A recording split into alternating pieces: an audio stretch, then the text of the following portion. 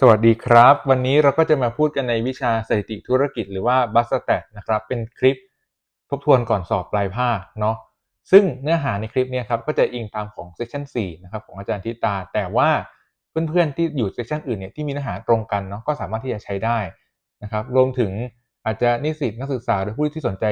ท่านอื่นๆเนี่ยที่กำลังศึกษาเรื่องเหล่านี้ก็สามารถที่จะใช้ได้เช่นกันนะครับแต่คลิปเนี้ยเดี๋ยวเราต้องขออนุญาตเกริ่นนานสักนิดนึงนะครับออกตัวนานหน่อย เนาะว่าเนื่องจากเราเป็นเด็กหลักสูตรบัญชีบัณฑิตเนาะไม่ใช่เด็กหลักสูตรสถิติศาสตร์บัณฑิตดังนั้นเนี่ยเนื้อหาที่เราจะพูดเนี่ยก็จะเป็นแบบพื้นจริงๆเลยนะครับพื้นจริงๆเลยแล้วก็เป็นแค่อย่างที่บอกวัตถุประสงค์หลักของคลิปเนี่ยครับเราจะมาสรุปสูตรว่าเออเวลาเรามีเคสต่างๆเนี่ยเราต้องใช้สูตรไหนบ้างคือคลิปนี้อาจจะดูเหมือนกับเราแค่มานั่งอ่านสูตรให้ฟังอะเนาะแต่จริงๆแล้วเมนหลักจริงๆที่เราต้องการจะอธิบายเนี่ยก็คือในเรื่องของการเลือกใช้สถิติทดสอบให้ถูกต้อง เนาะเพราะว่าสถิติเนี่ยมันไม่ใช่แค่เราจำสูตรได้แล้วก็ทำได้จบถูกไหมครับแต่เราต้องอันดับแรกคือเราต้องเลือกใช้เป็นก่อนเนาะว่าเราจะเลือกใช้ตัวไหนใช่ไหมครับแล้วพอได้เสร็จแล้วปุ๊บเนี่ยการสรุปผลที่ได้เนี่ยเนาะเพื่อที่เราจะมีการตัดสินใจเนาะว่าสรุปแล้วเนี่ยค่าที่เราได้เนี่ยเราแปลผลได้อย่างไรอันนี้เป็นสิ่งสำคัญเนาะแล้วก็จริงๆตอนแรกเนี่ยเรากะจะพูดเรื่องของ SPSS ด้วยเนาะที่เป็นโปรแกรมนะครับที่ใช้ในการทดสอบสถิติซึ่งเราก็รู้แหละว่าเวลาสอบอะจริงๆก็น่าจะเป็นผลลัพธ์ output จาก SPSS นะครับแต่โอเคเนื่องจากว่าเราดูแล้วไม่น่าจะไหวก็เลยพูดแค่ตัวคำนวณคร่าวๆก่อนแล้วที่เป็นตัวสูตรมาสรุปให้ฟังเนาะแล้วก็คงไม่ได้พาคำนวณแบบจริงจังอย่างนั้นนะครับแต่แค่อาจจะบางอันน่ะถ้าบางอันที่มันมีลักษณะพิเศษอาจต้องบอกนิดนึงเฮ้ยตรงเนี้ยเวลาคำนวณจริงคำนวณอย่างนี้นะคร่าวๆแต่ว่าเป็นแค่ example คร่าวๆคือคงไม่ได้คำนวณให้ดูจริงๆนะครับเพราะว่าจะเสียเวลาเนาะอ่า เอาล่ะรู้สึกว่าเราจะเกริ่นมานานแล้วเดี๋ยวเราไปเริ่มกันเลยดีกว่านะครับอันดับแรกก่อนเนาะเนื้อหาที่เราสอบเนี่ยมันจะมีหลักของเซกชันเราจะมีเราแบ่งเป็น3ส่วนแล้วกันส่วนแรกก็คือเรื่องของ ANOVA นะครับส่วนที่2คือเรื่องของ regression และส่วนสุดท้ายคือส่วนของ chi-square เนาะคือเวลาเราจะสอบอะไรก็ตามเนี่ยเนาะเราต้องค่อยๆแบ่งก่อนเนาะคือเหมือนอารมณ์เหมือนสารบัญนะครับคือเราเวลาจะสอบเราต้องรู้ประเด็นก่อนเนาะว่าประเด็นเรามีอย่างนี้อย่างนี้ แล้วเราค่อยๆลงลึกไปในทีละประเด็นนะครับเพราะเราต้องรู้โครงก่อนถ้ารู้โครงแล้วเนี่ยเราก็จะทำให้ค่อยๆลงลึกไปทีละประเด็นได้นะซึ่ง ANOVA เนี่ยมันจะมีหลักๆเนาะมันแล้วแต่คนจะ classify ว่า classify ยังไงแต่เราขอ classify ว่าที่เราเรียนนะครับมันจะมี5ตัวแต่5ตัวเนี่ยเราแบ่งเป็น2กลุ่มโดยกลุ่มแรกเนี่ยเราขอใช้การแบ่งแบบ parametric กับ non parametric นะครับซึ่ง parametric เนี่ยเราจะเรียน3ตัวแรกคือตัวที่เห็นตรงหน้านี้ครับ คือเป็น parametric แบบ one way ANOVA ซึ่ง ANOVA เนี่ยเผื่อคนลืมไปแล้วเนาะ ANOVA เนี่ยมันคือชื่อจริงๆเนี่ยมันย่อมาจาก analysis of variance ใช่ไหมครับก็คือวิเคราะห์ความแปรปรวนแต่จริงๆแล้วอ่ะวัตถุประสงค์ของเราอ่ะเรามีเพื่ออะไรครับเพื่อที่จะเปรียบเทียบค่าเฉลี่ยของ3ประชากรขึ้นไปเนาะยังจำกันได้ไหมที่เราเรียนตอนแรกครับเราเรียนว่าเราสามารถทดสอบสมมติฐานแบบค่าเฉลี่ยของ2ประชากรได้เนาะแต่ทีนี้ถ้ามี3ประชากรขึ้นไปเนี่ยเราจะมาใช้ ANOVA เพราะอะไร ก็เพราะว่าการใช้ ANOVA ครับจะทำให้ลด error ได้เนาะจากการที่ถ้าเราใช้แบบสมประชากรหลายรอบเนี่ยมันจะเกิด error เยอะขึ้นเพราะฉะนั้นเราจึงมาใช้ ANOVA อันนี้ทบทวนความรู้ก่อนมิดเทอมเนาะนิดนึงทีนี้ ANOVA เนี่ยเนาะถ้าเป็น one factor คืออะไรความหมาย one factor ก็คือตัวแปรต้นมีตัวแปรเดียวถูกไหมครับก็คือพูดง่ายว่าเราต้องการจะรู้ว่าอันเนี้ยตัวแปรต้นเนาะ independent value อันนี้เป็นข้อมูลแบบเชิงกลุ่มก็คือเป็นเชิงอะไรครับเป็นข้อมูลเชิงคุณภาพเช่นเพศอายุต่างๆนานาพวกเนี้ย independent บอกอะไรครับบอก dependent ซึ่งตัว dependent เนี่ยมันจะเป็นข้อมูลแบบ quantitative ก็คือเป็นเชิงคุณภาพขออภัยครับเชิงปริมาณถูกไหมทีนี้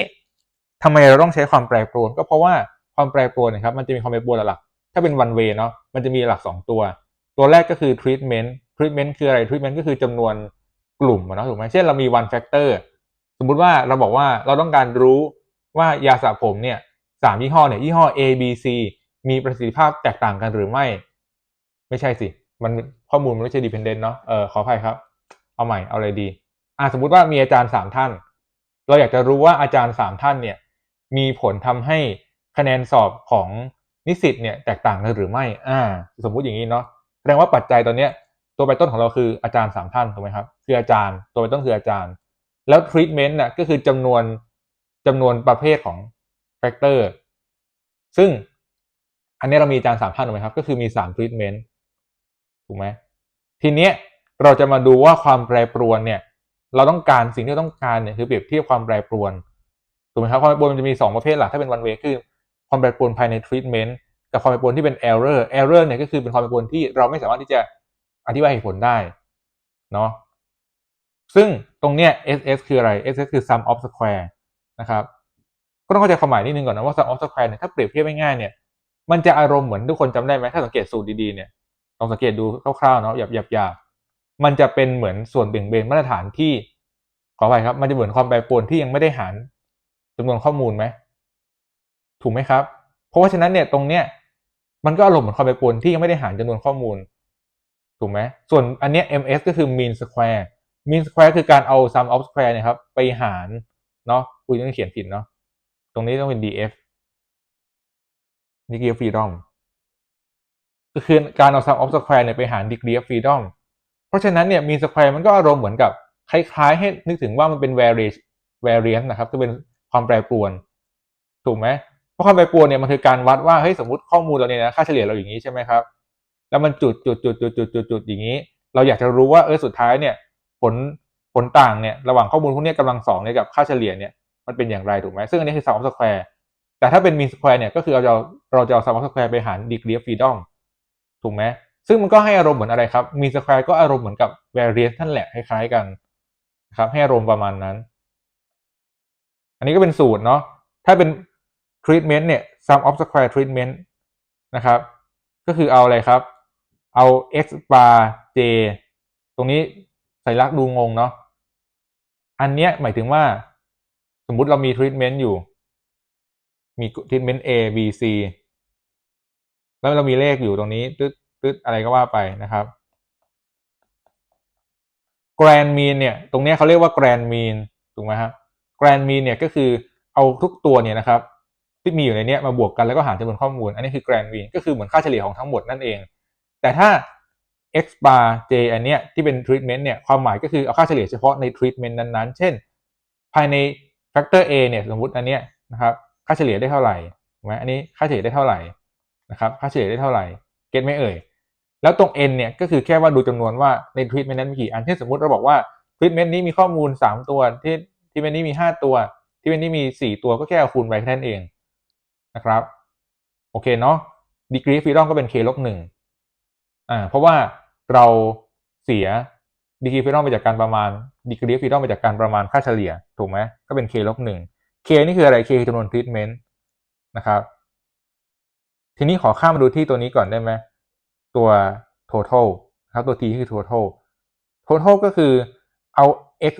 ทั้งหมดเนี่ยนะครับดูเสร็จแล้วงงเนาะเอาทั้งหมดเลยเนี่ยนะไปลบกับตัวอะไรครับ grand mean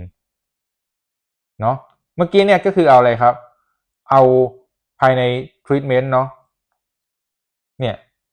ไปลบกับ grand mean แต่อันเนี้ยคือเอาแยกเรียงตัวเลย1 2 3 4 5 6 7 8 9 10กี่ตัวก็ว่าไปแล้วก็เอาไปลบกับ grand mean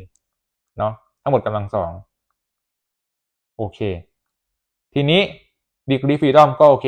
ข้อมูลเรามีทั้งหมด n ตัวถูกไหมครับ n ตัวคือทั้งหมดเนี่ยรวมกันเนี่ยมี n ตัว degree freedom เป็นลบ1เพราะว่าเราเสีย degree freedom ไป1ตัวจากการประมาณค่าเฉลี่ยถูกไหมทีนี้เนี่ย sum of square total เนี่ยมันจะเท่ากับ treatment กับ error บวกกัน degree freedom มันก็ต้องเท่ากับอันนี้บวกอันนี้เท่ากับอันนี้ถูกไหมครับเพราะฉะนั้นเนี่ยโดยปกติแล้ว error เราไม่ค่อยหาหรอกเนาะเราใช้วิธีหาว่าหา treatment ก่อนแล้วก็หา total ก่อนมันจะง่ายกว่าแล้วก็ค่อยมาลบกันถูกไหม total ลบ treatment ก็ได้ error นั่นเองเพราะฉะนั้นตรงเนี้ยเท่าไหร่เอ่ยก็ n ลบ1ลบเท่าไหร่ก็ไม่รู้ถูกไหมเท่ากับ k ลบ1เพราะฉะนั้นตรงเนี้ยมันก็ได้เป็นอะไรครับก็ได้ n ลบ k ถูกไหมแค่นั้นเองเนาะทีนี้ค่าสถิติที่เราคำนวณเนี่ยเราใช้ f นะครับถูกไหมเพราะเราเป็นการวิเคราะห์ความแปรปรวนนะก็เลยใช้ f cal ของเราเนี่ยจะเท่ากับ mean square ของ treatment นะครับแล้วก็หารด้วย mean square ของ error เนาะซึ่ง mean square เนี่ยอย่างที่บอกแล้วว่าเราหายังไงก็คือเอา sum of square ไปหาร degree freedom ถูกไหมครับ แค่นั้นเองแล้วทีนี้ถามว่าอันนี้คือสูตรของเราถูกไหมครับเวลาเราจะทดสอบพวกนี้ถามว่าเราทดสอบเพื่ออะไรทดสอบเพื่อที่ว่าอย่างที่เราบอกตอนต้นเนาะอโนวาเราใช้ในการทดสอบค่าเฉลี่ยถูกไหมครับเพราะฉะนั้นเนี่ยเราอยากจะรู้ค่าเฉลี่ยเนี่ยของแต่ละกลุ่มเนี่ยแตกต่างกันหรือไม่เนาะสมมติฐานที่เราตั้งเนี่ยครับ H0 เนาะเราก็เลยตั้งว่าค่าเฉลี่ยของทุกกลุ่มเนี่ยเท่ากันก็คือมิวหนึ่งเนาะเท่ากับมิวสองเท่ากับมิวสามจนถึงมิวเคถูกไหมแต่อันนี้คือ H0 ถูกไหมครับสมมติฐานว่าสมมติฐานแย้งคืออะไรสมมติฐานแย้งก็คือมีอย่างน้อยหนึ่งคู่ที่มิวเนี่ยไม่เท่ากันเนาะอย่างน้อยหนึ่งคู่แต่ไม่ได้บอกว่าคู่ไหนไหมครับอันนี้คือสมมติฐานที่เราตั้งเพราะฉะนั้นเราจะเอา fcal เนาะไปเปรียบเทียบกับค่าวิกฤตซึ่งค่าวิกฤตของเราเนี่ยก็คือค่านี้นั่นเองนะครับเรื่อง ANOVA เนี่ยส่วนมากมันจะเป็นการเทสแบบ right tail อย่างเดียวเนาะเพราะฉะนั้นเนี่ยเพราะว่ามันเป็น f ถูกไหมครับเพราะฉะนั้นเนี่ยก็คือเราจะปฏิเสธสมมติฐานว่างถ้าเกิดว่า fcal ของเราเนี่ยมากกว่าค่าวิกฤตถูกไหมคือพื้นที่เป็นแบบนี้ใช่ไหมครับนี่ค่าวิกฤตอยู่นี่ถ้า fcal มันตกอยู่แถวนี้ก็คือ area บริเวณนี้เนาะ area บริเวณนี้พื้นที่คือ alpha ถูกไหมครับซึ่ง alpha เนี่ยก็คืออะไร alpha ก็คือค่าระดับนัยสำคัญถูกต้องไหมและ degree freedom เรามี2ตัวนะครับตัวแรกเนี่ยก็คือ k ลบ1อันนี้เป็น degree freedom ของ total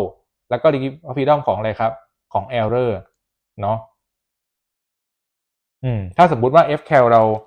ได้มากกว่าค่าวิกฤตก็อย่างที่เราบอกแล้วปฏิเสธ H0 นั่นหมายความว่าจะต้องมีอย่างน้อยคู่ใดคู่หนึ่งเนี่ยที่ค่าเฉลี่ยไม่เท่ากันอันนี้พูดมาประมาณสัก10 นาทีทุกคนทันไหมครับหรือว่าปิดคลิปไปแล้วประมาณนี้เนาะทีนี้เราก็คงต้องอยากรู้เนาะว่าแล้วคู่ไหนแล้วที่ไม่เท่ากันเราก็เลยต้องมีวิธีการทดสอบนะครับจริงๆมันจะมีวิธีการทดสอบประมาณ3ตัวที่เราเรียนนะครับ LSD เนี่ยเราขอตัดทิ้งเพราะว่ามันมีทางเลือกที่ดีกว่าทางเลือกที่ดีกว่าก็คือบอนเฟเรนีเพราะบอนเฟเรนีเป็นเหมือน LSD ที่มีการ adjusted มาแล้วให้สามารถที่จะคำนวณลดความ error ได้เนาะบอนเฟรนี่คำนวณจากใช้สูตรนี้นะครับนี่นะกับอีกอันหนึ่งก็คือตูกี้อันนี้คือตูกี้นะครับ TUKEY ตูกี้ปัญหาก็คือว่า2อันนี้มันมีความต่างกันนิดนึงนะครับถ้าเป็นบอนเฟรนี่เนี่ยเราใช้กับการทดสอบแค่บางคู่ได้สมมุติว่าเรามีประชากรอยู่4กลุ่มถูกไหมครับเราต้องการจะเทสว่าเฮ้ยคู่ไหนที่แตกต่างกันมันจะมีเป็นไปได้กี่คู่ครับเป็นไปได้4เลือก2คู่ถูกไหมก็คือ1เทียบกับ2 1เทียบกับ3 1เทียบกับ4 2เทียบกับ3 2เทียบกับ4แล้วก็อะไรครับ3เทียบกับ4เนาะมันไม่ได้6คู่คือพูดง่ายว่าจำนวนคู่เนี่ยมันก็คืออะไรเองก็คือ n เลือก2ถูกไหมว่าเราเปรียบเทียบได้กี่คู่ถ้าสมมุติเรามี10ประชากรจำนวนคู่ที่เป็นไปได้ก็คือ10เลือก2นะครับบอนเฟรเดนี่เนี่ยจุดเด่นๆของเขาเลยก็คือตรงนี้ครับสังเกตตรงห้อยท้ายเนาะอัลฟาของเราเนี่ยที่เราใช้คำนวณในตัวนี้เนาะมันจะเท่ากับอัลฟา e หาร c อัลฟา e หาร c คืออะไรอัลฟา e ก็คืออัลฟาที่เรากำหนดเช่นเราอยากจะรู้ว่าสมมติกำหนดว่าอัลฟาคือ 0.05 ตรงนี้คืออัลฟา e หาร c c คือจำนวนประชากรที่ต้องการทดสอบครับเช่นสมมุติเราอาจจะมี10ประชากรแต่เราไม่ต้องการเทสทั้ง10ประชากรเราอยากเทสแค่3ประชากรเราก็ให้ c เป็น3นะครับแค่นั้นเองอันนี้คือบอนเฟเรนี่แต่ถ้าเป็นตูกี้เนี่ยยังไงต้องใช้กับทุกคู่เพราะว่าตูกี้จะเลือกใช้ไม่ได้เนาะโดยตัว ng เนี่ยนะครับ ng ตัวนี้เนาะก็คือค่าเฉลี่ยฮาร์โมนิกมีนั่นเอง ng สมมุติว่า k เนี่ยก็คือจำนวนทรีทเมนต์ใช่ไหมถ้าทรีทเมนต์เป็น10เราก็ต้องไปนั่งดูทีละทรีทเมนต์ว่าเฮ้ยแต่ละทรีทเมนต์เนี่ยจำนวนข้อมูลที่เก็บมาเป็นเท่าไหร่เนาะเพื่อที่จะหาค่าฮาร์โมนิกมีนเพราะฉะนั้นพอมาเป็นฮาร์โมนิกมีนปุ๊บตัวตูกี้เนี่ยต้องใช้กับทุกคู่คือมันเลือกไม่ได้ว่าจะใช้แค่บางคู่แต่ถ้าเป็นบอนเฟรนี่เนี่ยใช้บางคู่ได้ นะครับอันนี้ข้อแตกต่างเนาะแล้วถามว่าใช้อย่างไรนะครับให้ดู mean difference สมมุติว่าเราต้องการเปรียบเทียบระหว่าง treatment I กับ treatment J นะครับถ้าสมมุติว่า absolute เนาะ xi ลบ xj เนี่ยค่าที่ได้เนี่ยมันมากกว่าไอตัวบอนเฟรนี่หรือว่าตูกี้ที่คำนวณได้เนี่ยก็จะถือว่าอันเนี้ยค่าเฉลี่ยของสองประชากรนี้ไม่เท่ากันเนาะซึ่งจริงๆตรงเนี้ยเวลาเราทำเนี่ยก็ต้องเหมือนเดิมเนาะว่าตั้งสมมติฐานไปว่าเฮ้ย S0 เนี่ยคิดว่าค่าเฉลี่ยคู่ I กับ J เนี่ยมันเท่ากันเนาะแต่พอ H1 ก็คืออะไรครับ H1 ก็คือคิดว่ามันไม่เท่ากันนะครับถ้าสมมุติว่า xi ลบ xj absolute ตรงเนี้ยมันมากกว่าตัวบอนเฟรนี่หรือตูกี้เนี่ยเราก็จะถึงปฏิเสธ H0 ก็คือค่าเฉลี่ย2ชุดนี้ไม่เท่ากันนั่นเองโอเคเนาะประมาณนี้นี่คือ one way ANOVA ทีนี้ต่อมาครับก่อนจะต่อมาแล้วนิดนึงตรงเนี้ยค่า t นี้เปิดตารางเอาถูกไหมค่า t เปิดตาราง t อันนี้ค่า q ก็เปิดตารางนะครับโอเคเปิดตารางเนาะเพราะว่าวัตถุประสงค์หลักของอันนี้ที่เราบอกแล้ว อันนี้ก็คือใช้ความแปรปรวนต้องการจะดูว่าความแปรปรวนเนี่ยเนาะมันตกอยู่ในแอเรียที่มากกว่าค่าวิกฤตหรือเปล่า ซึ่งอันต่อไปเนี่ยก็จะหลักการแบบนี้เลยเนาะทีนี้มาดูที่ two way ANOVA บ้างครับที่เป็น parametric อันนี้จะเป็นแบบ one factor with one block ความหมายคืออะไรตรงนี้หลายคนจะสับสนกับ two factors นะครับอันนี้ให้นึกง่ายๆว่า factor เนาะที่เราบอกแล้วมันคือตัวแปรต้นส่วน one block เนี่ยคือตัวแปรควบคุมทีนี้ถามว่าคืออะไรสมมติอาจจะลืมไปแล้วง่ายๆครับสมมุติว่าตัวแปรต้นเนี่ยคือสิ่งที่เราทำให้มันแตกต่างกันเพื่อจะดูผลลัพธ์คือตัวแปรตามถูกไหมเช่นอย่างที่เราบอกว่าอาจารย์3ท่านเนี่ยสอนนิสิตนะครับอาจารย์เนี่ยเราต้องการจะรู้ว่าอาจารย์เนี่ยมีผลทำให้คะแนนของนิสิตออกมาแตกต่างกันหรือไม่อันนั้นคือแฟกเตอร์ถูกไหมครับมีแฟกเตอร์คืออาจารย์แต่ทีนี้ถ้าสมมติเรามองว่ามันอาจจะไม่เท่าเทียมกันตรงที่ว่าสมมติอาจารย์ท่านนี้จะสอนเด็กเก่ง10คนอีกท่านหนึ่งอาจจะสอนเด็กที่แบบว่าอาจจะยังไม่เก่งวิชานี้10คนอย่างเงี้ยสมมติมันก็จะเทียบกันไม่ได้ถูกไหมครับเราก็เลยมีวันบล็อกขึ้นมาวันบล็อกเนี่ยเป็นตัวแปรควบคุมเช่นยกตัวอย่างใหม่เนาะสมมุติว่าเราต้องการเทสว่ายางรถเนี่ยนะครับมีประสิทธิภาพหรือไม่เนาะในระยะเบรกอย่างนี้สมมติมียางอยู่กี่ชนิดก็ได้แต่เราก็เลยให้คนขับเนี่ยครับสมมติมีคนขับ5 คนเนาะเอาตัวคนขับเนี่ยให้ทุกคนน่ะขับรถที่มียางทั้ง3 ชนิดนั้นเก็ตไหมครับเพราะฉะนั้นเนี่ยทำไมครับแต่ละยางเนี่ยก็จะเท่าเทียมกันเนาะเพราะว่าทุกยางเนี่ยสมมติมียาง A ยาง B ยาง C เนาะทุกยางเนี่ยมีคนขับหมายเลข1เลข2เลข3เลข4เลข5ทุกยางเนี่ยทุกคนได้ขับหมดเนาะแล้วถึงเอาตัวข้อมูลเนี่ยมาเทียบกันทีหลังถูกไหมครับเพราะไม่งั้นเนี่ยมันจะกลายเป็นว่าอะไรครับสมมุติเนาะสมมุติเราให้1 2 3 4 5เนี่ยเป็นคนขับที่เป็นคนละกลุ่มกันแล้วกันคนละกลุ่มกันความหมายคือหมายถึงว่าเช่นเบอร์ 1อาจจะเป็นเบอร์ที่อะไรครับเป็นนักแข่งรถเบอร์ 2จะเป็นคนใช้ทั่วไปที่เป็นวัยรุ่นเบอร์ 3เป็นคนใช้เลยครับที่เป็นวัยแบบมีอายุสักนิดหน่อยไปวันนี้พูดง่ายว่าอันนี้คือตัวแบบควบคุมถูกไหมประมาณนั้นนะครับเพื่อการได้เปรียบเสียเปรียบกันนั่นเอง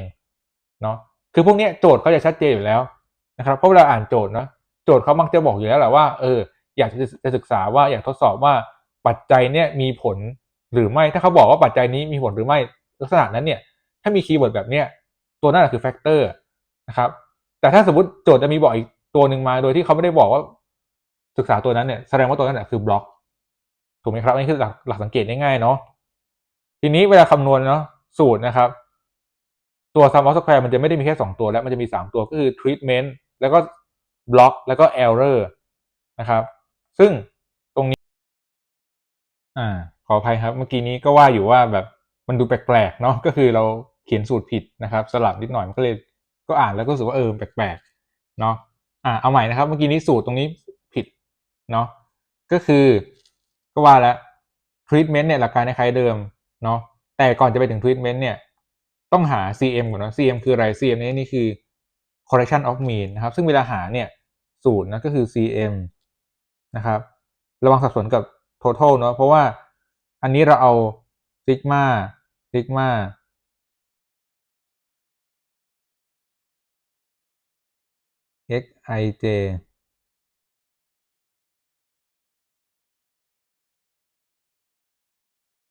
ระวังสับสนกับ total นะครับเพราะว่าตรงเนี้ย ij คืออะไร ij คือสมมุติเรามี treatment เนาะเรามี treatment สัก3แถวก็เป็นแบบนี้เรามีบล็อกอยู่5บล็อก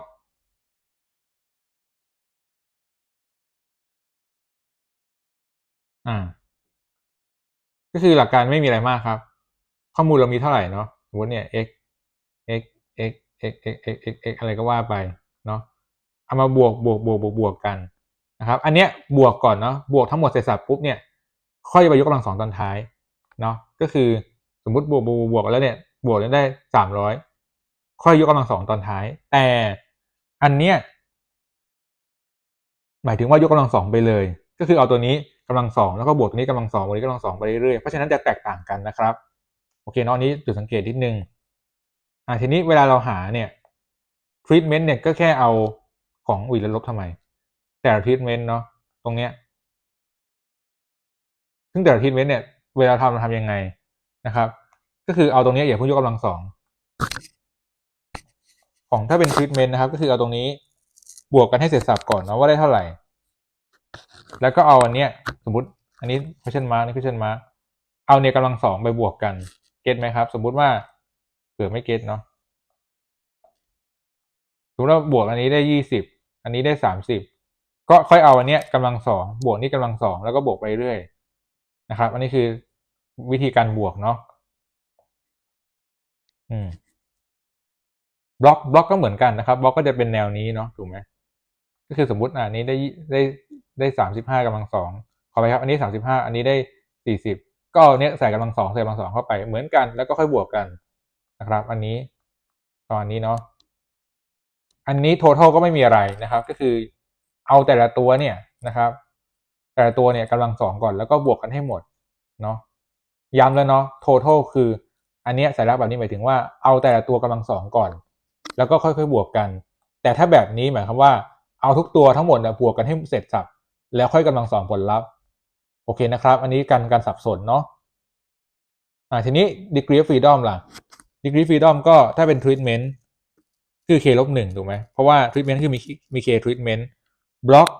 degree freedom ก็คือ b ลบ1ทีนี้ตรงนี้เว้นวรรคไว้เนาะที่เรามานั่งหา sum of square ถ้าเป็น error เนี่ยหลักการก็ไม่มีอะไรมากเนาะก็คือเราก็แค่เอาตัวเนี้ยหา3ตัวนี้ให้ได้ก่อนเนาะเพราะว่า sum of square ของ treatment บวกกับ block บวกกับ error มันจะได้เท่ากับ total แล้วก็คือหา3ตัวนี้เสร็จก่อนเพื่อที่จะได้ทำไมครับหา error ได้ไม่ยากเนาะแล้วทีนี้ degree freedom ของ error เป็นเท่าไหร่ใช่ไหมครับก็ต้องดูก่อนว่า n degree freedom ของ3ตัวนี้บวกกันเนี่ยมันต้องเท่ากับ total ถูกไหมก็ต้องเข้าใจก่อนว่า n ของเราเนี่ยคือจำนวนข้อมูลใช่ไหมครับซึ่ง n ของเรามันก็คืออะไรครับ n ก็คือ bk ถูกไหมคือจำนวนบล็อกคูณกับจำนวน treatment เนี่ยถูกไหม n คือทั้งหมดอันนี้สมมติว่าอย่างที่บอกสมมติว่ามี5บล็อกมี3 treatment อย่างเงี้ย n มันก็ต้องเท่ากับ bk ถูกไหมครับเพราะฉะนั้นก็คือเท่ากับอะไรครับ bk ลบ1เท่ากับอะไรเอ่ยเท่ากับ k ลบ1บวก b ลบ1บวก x x คือยังไม่รู้ว่าเป็นอะไรเราจะหา x ก็จะได้ว่าเป็น bk ถูกไหมลบอันนี้ลบ1ตัดโชว์2ข้างเนาะก็จะลบ k ลบ b ลบ1เท่ากับ x แยกตัวประกอบสักนิดนึงเนาะดึง b ออกมาเห็นไหมมีตัวร่วมดึงออกมา b คูณ k ลบ1ใช่ไหมครับนี่ต้องเป็นบวกนะเราลบ k ลบ1แยกชั้นหนึ่งก็ได้ว่า x เท่ากับอะไรครับ b ลบ1คูณ k ลบ1เราได้แล้ว degree freedom ของ error ประมาณนี้นะครับ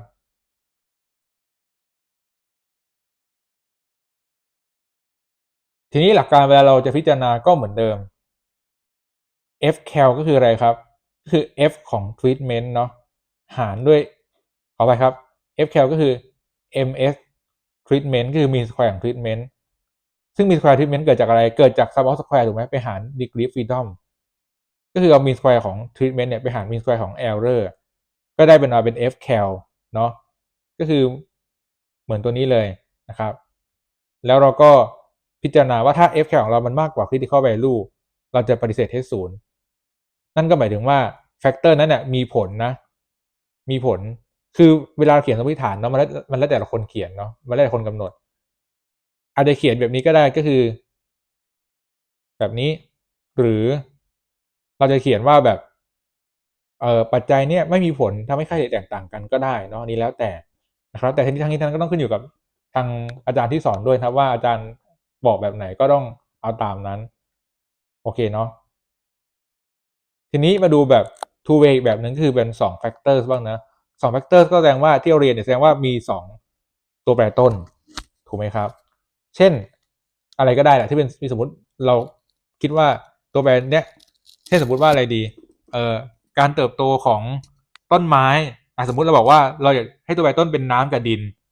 เนาะว่าทำให้ต้นไม้เติบโตแตกต่างกันสูงไม่เท่ากันนะอันนี้คือเป็นแบบ two factors นะครับซึ่ง two factor เนี่ยมันจะมีตัว sum of square เนี่ยมันจะมี4ตัวเนาะก็คือของ factor A factor B แล้วก็ A B นี่น่าสนใจว่าคืออะไรแล้วก็ E คือ error นะครับทีนี้โอเคเวลาหาเวลาหา correction of mean เนี่ยเหมือนเดิมนะครับเหมือนกับเมื่อกี้นี้เนาะขอไม่เขียนซ้ำหลักการเวลาหาเนี่ยทุกคนจะสังเกตว่ามันมีตัว m ตัวนี้โผล่มาจากไหนนะครับจริงๆตรงนี้สูตรเนาะ n ของเราเนี่ยจำนวนข้อมูลทั้งหมดเนาะเท่ากับ abm m มันก็จะให้ฟีลเหมือนถ้าเรามองนะอารมณ์เหมือนกับว่าทดสอบ2ครั้งอะนะสมมุติว่าแบบแฟกเตอร์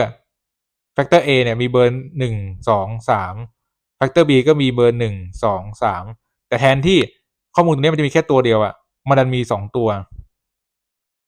ประมาณนั้นเพราะฉะนั้นเนี่ย m เนี่ยก็คือตรงนี้นั่นเองเนาะอารมณ์เหมือนจำนวนครั้งในการที่จะแบบเทสอืม อันนี้ก็คืออะไรครับพอหา correlation of mean ได้ปุ๊บก็ค่อยๆมานั่งหาทีละตัวเนาะอันนี้ก็เหมือนเดิมหลักการจะเหมือนกับไอตัวเมื่อกี้นี้นะครับก็คือหาทีละเขาเรียกว่าอะไรทีละ A ก่อนที่สมมติเราบอกว่าใน A เนี่ยนะใน factor A เนี่ยทั้งหมดเลยเนี่ยแต่ละแถวเนาะสมมุติว่า factor A เรามี1 2 3แถวนี่เท่าไหร่ไม่รู้เท่าไหร่ไม่รู้เท่าไหร่ไม่รู้เนาะสมมติแถวนี้ได้รวมกันได้30อันนี้ได้40นี่50ก็เหมือนเดิมยกกำลังสองทีตัวแล้วค่อยมาบวกกันเนาะของ B ก็เหมือนกันเนี่ย B เท่าไหร่ก็ว่าไปนะครับทีนี้ตัว AB เนี่ยเห็นไหมพอมันเป็นวงเล็บปุ๊บอย่างนี้แสดงว่าอะไรครับเราต้องเอาแต่ละตัวเนี่ยบวกกันให้หมดก่อนแล้วค่อยกำลังสองตอนท้ายใช่ไหมซึ่งตรงนี้นี่เนาะ อย่างที่เราบอกไปเมื่อกี้นี้นะครับ total นี้ก็ไม่มีอะไร total ก็เหมือนเดิมก็คืออะไรครับทุกตัวบวกกันเนาะโดยทุกตัวกันเนี่ยโดยทุกตัวเนี่ยยกกำลังสองมาก่อนแล้วถูกไหมเพราะมันไม่มีวงเล็บตรงนี้ก็แสดงว่ายกกำลังสองมาก่อนนะครับทีนี้ error เราเป็นวรรคไว้ก็เหมือนเดิมเนาะก็คือเอาอะไรครับเอา total เนี่ยไปลบกับพวกนี้ก็ได้มาเป็น sum of square ของ error ทีนี้ degree freedom เนี่ยก็เหมือนเดิมอีกเช่นกันก็คืออะไรครับ4ตัวเนี่ยจะต้องบวกกันได้อะไรครับได้ n ลบ1เพราะฉะนั้นเดี๋ยวเรามานั่งหากัน n เราบอกเลยเนาะ n คือ abm ใช่ไหมครับ abm ลบ1เท่ากับ a ลบ1บวก b ลบ1บวก a ลบ1 b ลบ1แล้วก็บวก x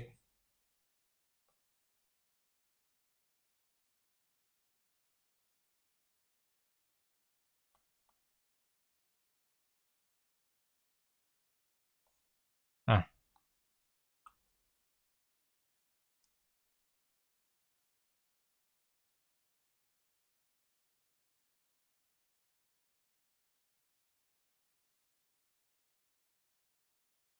โอเคเราก็ค่อยๆมานั่งแงะ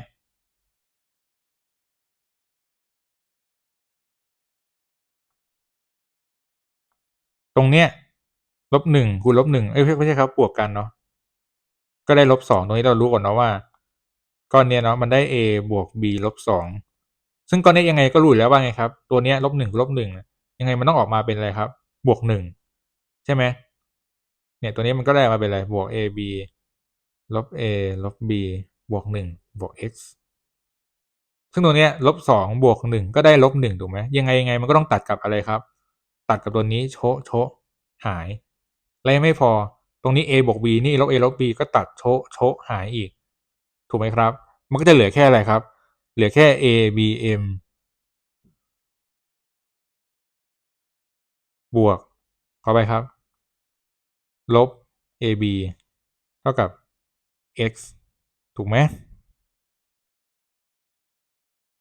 ประมาณนั้นก็ได้เป็นอะไรครับ x เนี่ยเท่ากับ n ลบ ab นั่นเองเนาะก็ตรงตามที่เราเขียนไว้ข้างล่างตรงไหนว่ายังเนาะยังไม่ได้เขียนทีนี้เวลาเราทำเรื่องนี้ครับเราต้องทำ3รอบโดยในทางปฏิบัติเนาะเราจะนิยมทำ AB ก่อน AB เราไม่ได้เฉลยนะว่าคืออะไร AB เนี่ยก็คือเราจะเทสว่า2อันเนี้ยนะครับมีผลต่อตัวแปรตามไหมซึ่งถ้าเราเทสแล้วเนี่ย AB คือใช้อันนี้นะครับใช้อันนี้นี่คือสำหรับ AB ถ้าเราปฏิเสธให้0เนาะเราจะได้ว่า2อันเนี้ยมันมี interaction effect กันก็คือเหมือนประมาณว่าตัวหนึ่งอะมีผลทำให้อีกตัวหนึ่งอะเปลี่ยนหมายถึงว่าตัวไบต้นอะมีผลกันเอง interaction effect ซึ่งในทางปฏิบัติเนี่ยถ้าเราปฏิเสธให้0แล้วเราจะไม่ทำ2ตัวนี้ต่อนะครับเพราะถือว่ายังไงซะ2ตัวเนี้ยเราตัดออกไม่ได้เนาะเพราะว่าทั้ง2ตัวนี้มีผลทั้งคู่แต่ถ้าเราไม่มี interaction effect เนี่ยเส้นมันจะไม่ตัดกันนะครับซึ่งเส้นนี้ก็ทำได้ในโปรแกรม SPSS เนาะซึ่งเราก็ต้องมานั่งดูต่อว่าแล้วตัวไหนล่ะ A หรือ B ที่มันมีผลทำให้ทำไมครับมีผลทำให้ค่าเฉลี่ยแตกต่างกันเนาะเหมือนเดิมถ้าปฏิเสธก็แสดงว่าอะไรครับแฟกเตอร์นั้นแหละมีผลทำให้ค่าเฉลี่ยแตกต่างกันจริงโอเคนะครับอันนี้ก็เป็นสำหรับอะไรครับ parametric two way ANOVA เนาะเราก็พูด parametric ของ ANOVA เนี่ยไป3อันแล้วที่เราเรียนซึ่งทั้งหมดทั้งมวลที่พูดมาเนี่ยนะครับมันจะต้องมี assumption แน่นอนเนาะการที่เป็น parametric เนี่ยมันต้องมีเงื่อนไขข้อสมมุติ assumption แรกนะครับก็คือทุกตัวเนี่ยข้อมูลในทุก treatment เนี่ยจะต้องมีอะไรครับมี normal distribution ก็คือแจกแจงปกติ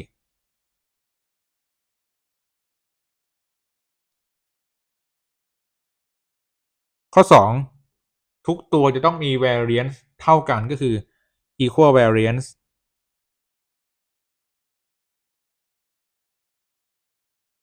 สุดท้ายก็คือทุก treatment เนี่ยจะต้องเป็นอิสระจากกันก็คือ dependent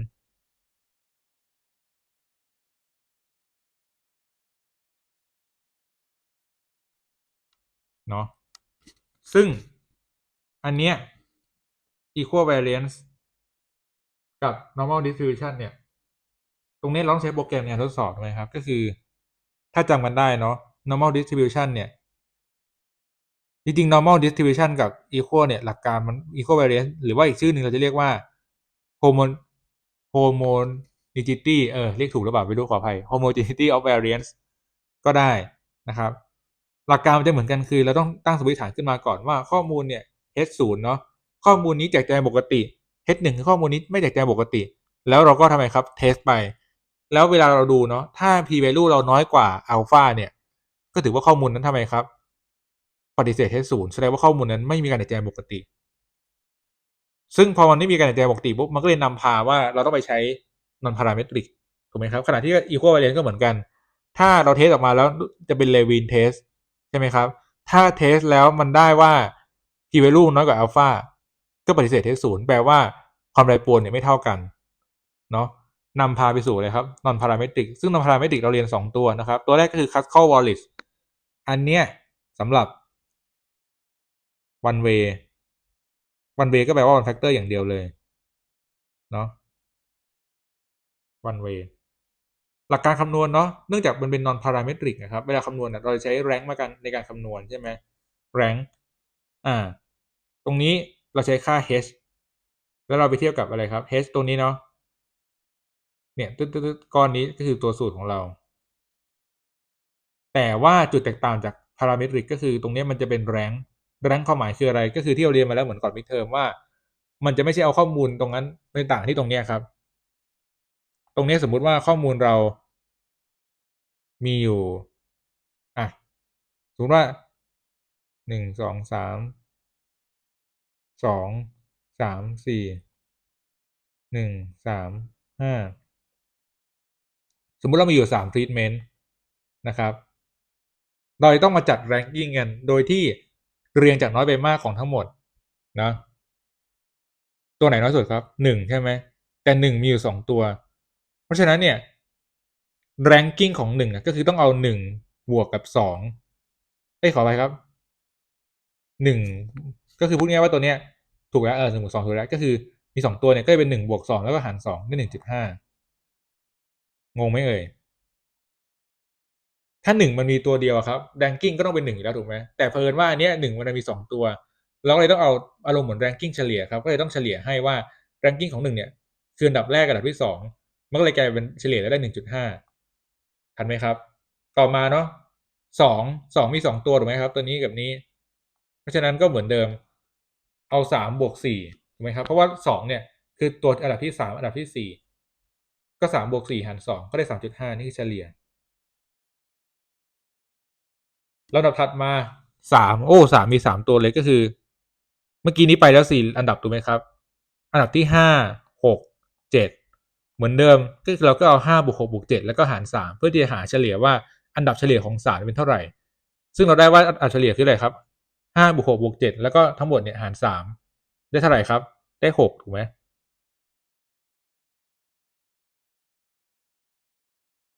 สุดท้ายไปแล้ว7ตัวเลย2ตัวเนาะเพิ่นว่า4กับ5มันไม่มีซ้ำกันเลยก็เลยใช้ได้เลยก็เลยเป็น8 9ตัวที่8ตัวที่9ตามนั้นแล้วทีนี้ครับเราก็ต้องมาหานะว่าในแรงรวมของทรีทเมนต์นั้นเป็นเท่าไหร่อย่างสมมติอันนี้ทรีทเมนต์1เนาะทรีทเมนต์1เนี่ยแรงรวมเป็นเท่าไหร่ครับ11ถูกไหมอันนี้ทรีทเมนต์2แรงรวมเป็นเท่าไหร่เอ่ย17.5ทรีทเมนต์3เท่าไหร่ล่ะ16.5ถูกไหมครับแล้วก็ตัวนี้ครับกำลังสองเนาะตามสูตรแล้วก็หารด้วย nj nj ก็คือจำนวนข้อมูลในทวีตนั้นที่ไหนเนี่ยมี3ก็11กำลังสองหาร3แล้วก็บวกกับ17.5กำลังสองหาร3ก็อย่างนี้ไปเรื่อยๆเนาะอืมแค่นั้นเองนะครับแล้วเวลาเราจะปฏิเสธให้ศูนย์เนี่ยทำยังไงก็เปรียบเทียบกับค่าวิกฤตเนาะซึ่งค่าวิกฤตที่เราใช้ไคสแควร์ซึ่งเดี๋ยวจะกล่าวถึงวันภายหลังไคสแควร์ในตัวนี้ก็คืออะไรครับ ไอแควร์ของอัลฟาเนาะอัลฟาคือค่าเนสสำคัญของเราดีกรีฟรีดอมเป็น k ลบ1 k ลบ1คือจำนวนทรีทเมนต์นั่นเองเนาะแต่นี่นิดนึงข้อควรระวังก็คืออะไรครับเราต้องมี assumption บางอย่างใน parametric ว่าจำนวนข้อมูลในแต่ละทรีทเมนต์เนี่ยมันต้องมากกว่าเท่ากับ5นะซึ่งเพิ่นว่านี้ที่เรายกตัวอย่างมามันไม่ถึง5ถูกไหมจริงๆแล้วตามหลักมันต้องมากกว่าเท่ากับ5ขึ้นไปนะครับเพื่อที่จะใช้ไคสแควร์ได้โอเคเนาะอันนี้เป็นเงื่อนไขครับที่ย้ำนะว่าต้องเขียนไปด้วยตอนที่สอบเนาะตัวนี้ อีกตัวหนึ่งก็คือไฟแมนเนาะขอเรียกว่าไฟแมนแล้วกันไฟแมนคือมันจำง่ายดีเหมือนคนทอดนะครับ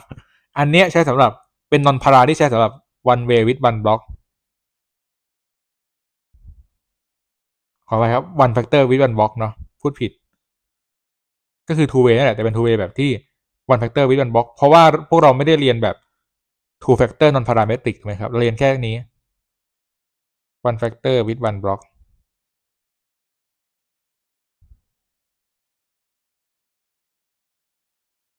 อันเนี้ยจะคิดแรงแตกต่างจากเมื่อกี้นิดนึงนะครับเพราะว่า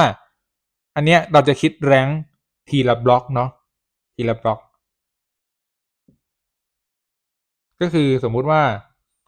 เรามีอยู่4บล็อกเนาะแล้วก็เรามี3ทรีทเมนต์สมมุตินะเอาเป็น5แล้วกันอาจจะได้ใช้ได้1 2 3 4 5อันนี้คือทรีทเมนต์อันนี้คือบล็อก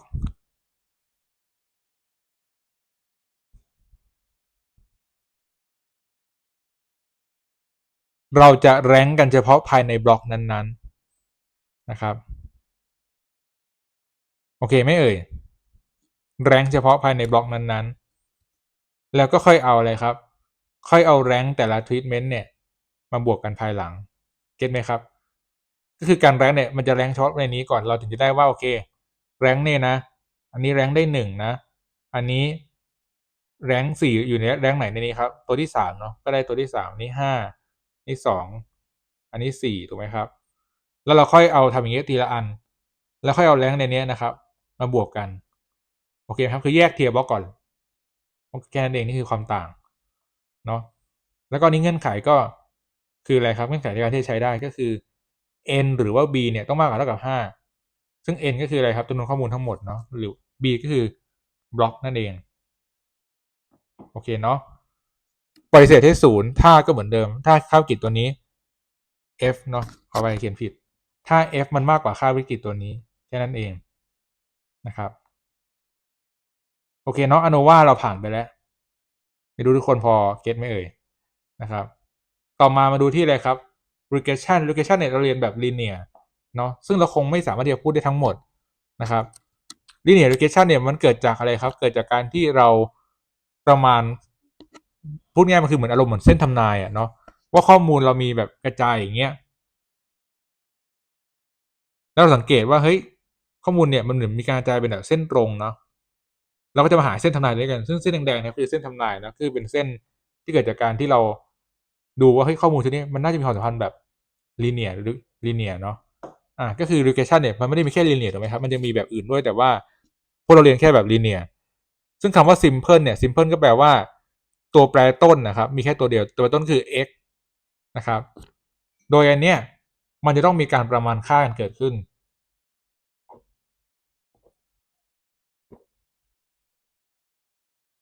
เพราะค่าที่เราได้มันไม่ใช่ค่าจริงๆถูกไหมครับมันแค่การประมาณจากสมมุติเรามีรวบรวมข้อมูลชุดหนึ่งมาแล้วก็มามีสูตรการคำนวณซึ่งตัวเนี้ยจริงๆแล้วเนี่ยมันจะต้องเป็น y เท่ากับ b ใหญ่0บวก b ใหญ่1 x ถูกไหมครับแต่ว่าเราประมาณอยู่ก็เลยเป็น y hat y hat จะมีหมวดอย่างนี้บวก b 0เล็กบวก b 1 x บวกตรงนี้คือ epsilon ก็คือค่า error นะครับโดยจริงๆตรงนี้มันจะมีสูตรอยู่นะว่าหา b 1 b 0อย่างไรซึ่งอันนี้มันต้องใช้การพิสูจน์ที่ค่อนข้างจะวุ่นวายพอสมควรเนาะซึ่งเราขอไม่พูดตรงนั้นเพราะเราก็ไม่ได้เรียนกันด้วยนะครับเป็นสูตรว่าเราหา b 1 b 0อย่างไรซึ่งอันเนี้ยสังเกตไหมว่า b 0ก็คือเหมือนระยะเหมือนเป็นตัวระยะตัดแกน y ถูกไหมถ้ามองสมการเส้นตรง b 1ก็คือเป็นความชันตรงเนี้ยมันก็จะเป็นบ่งบอกได้นะว่าเช่นสมมติเราบอกว่าเราต้องการจะทดสอบว่าอะไรครับอุณหภูมิที่เพิ่มขึ้น1องศาจะทำให้เราขายน้ำเย็นได้เพิ่มขึ้นกี่ขวดสมมติเราบอกว่าเราได้ B1 ขึ้นมาเป็น3อย่างเงี้ยสมมติเนาะเราจะสรุปผลได้ว่าถ้าอย่างเงี้ยเป็นบวก3แสดงว่าอุณหภูมิที่เพิ่มขึ้นอุณหภูมิที่เพิ่มขึ้น1องศาจะทำให้น้ำเย็นเนี่ยขายได้เพิ่มขึ้น3ขวดโดยเฉลี่ยนะครับย้ำว่าโดยเฉลี่ยเนาะเพราะมันเป็น y hat อยู่ทีนี้การที่เราจะใช้ linear regression ได้เนี่ยมันก็ยังต้องมีการทดสอบสมมติฐานอยู่เหมือนเดิมเนาะว่าข้อมูลชุดนี้มันมีความสัมพันธ์เป็น linear relationship จริงๆหรือเปล่านะครับเพราะวันนี้ข้อมูลอาจจะกลายเป็นอย่างนี้ก็ได้เนาะแบบไม่ใช่ linear นะครับมันอาจจะไม่ใช่ linear ก็ได้เราจะต้องมาทำการเทสซึ่งอันนี้คือ option แรก option แรกคือเราใช้ตัว t นะครับในการเทสสำหรับ simple เนาะก็คือตัว t เนี่ยต้องตั้งสมมติฐานก่อนเนาะว่า h 0ของเราก็คืออะไรครับ h 0ของเราก็คือ b 1เท่ากับ0เนาะ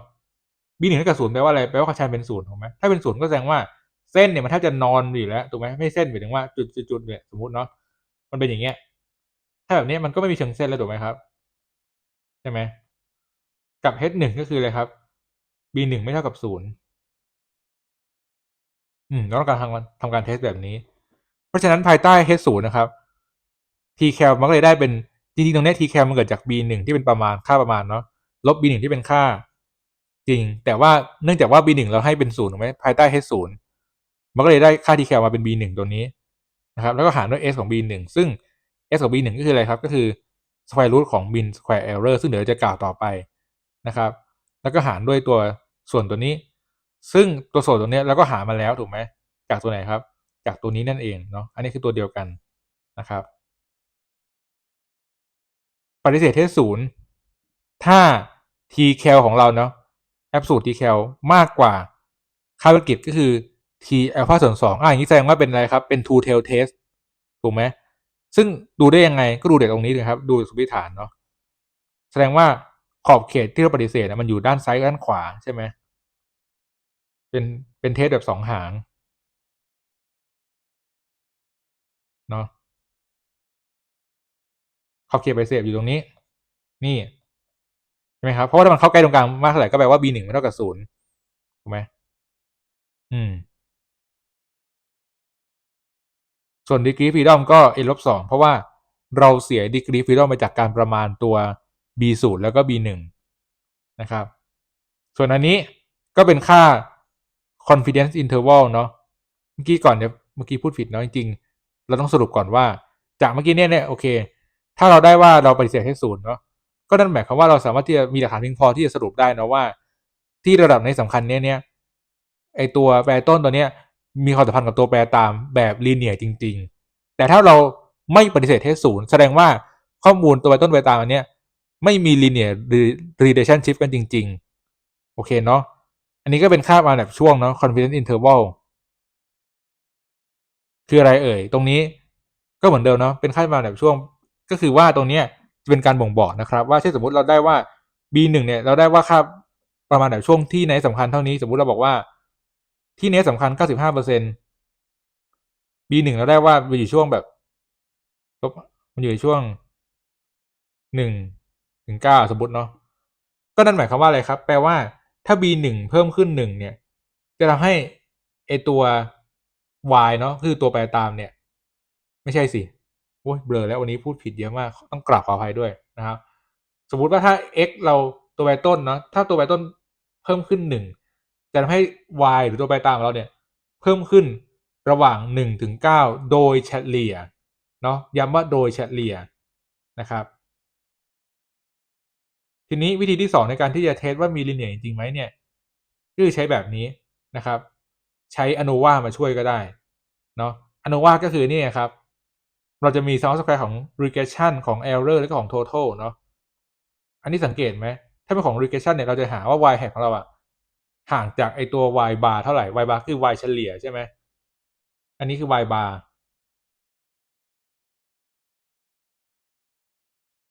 สมมติว่า y hat ของเราเป็นเส้นตรงที่มีความชันเป็นบวกสมมตินะแบบนี้แล้วเราอาจจะหาว่าตัวเนี้ยมันห่างกันแค่ไหนนะครับส่วนตัว total เนาะก็คืออะไรครับอันนี้รู้สึกว่าสูตรน่าจะลอกผิดอีกแล้วนะครับเพราะว่าสูตรมันต้องไม่เหมือนกันเนาะ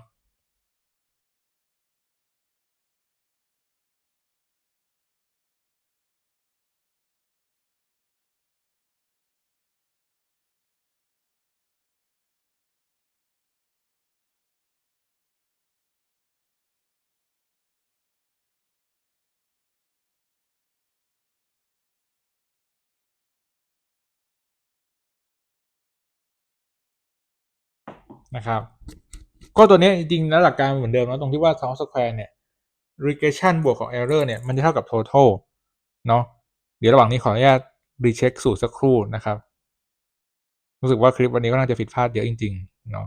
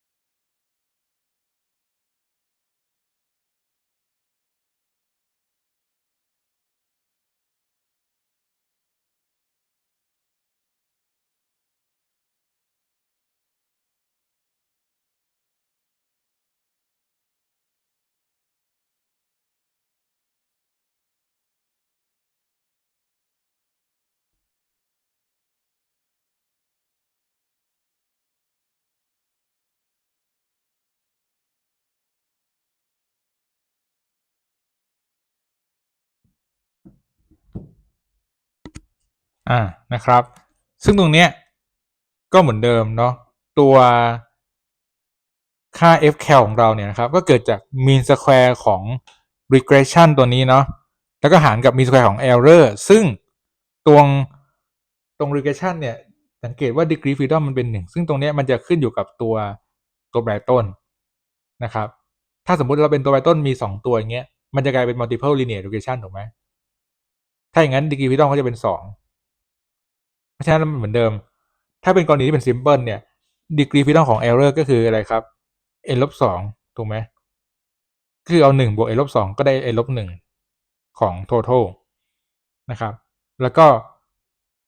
ปฏิเสธให้0ถ้า fk ของเราเนี่ยมันมากกว่าค่าวิกฤตตัวนี้เนาะซึ่งก็แปลว่าอะไรครับก็แปลว่าข้อมูลตัวเนี้ยมันมีการความสัมพันธ์แบบเส้นตรงกันจริงๆนะโอเคไหมครับมี2ออปชันเนาะทีนี้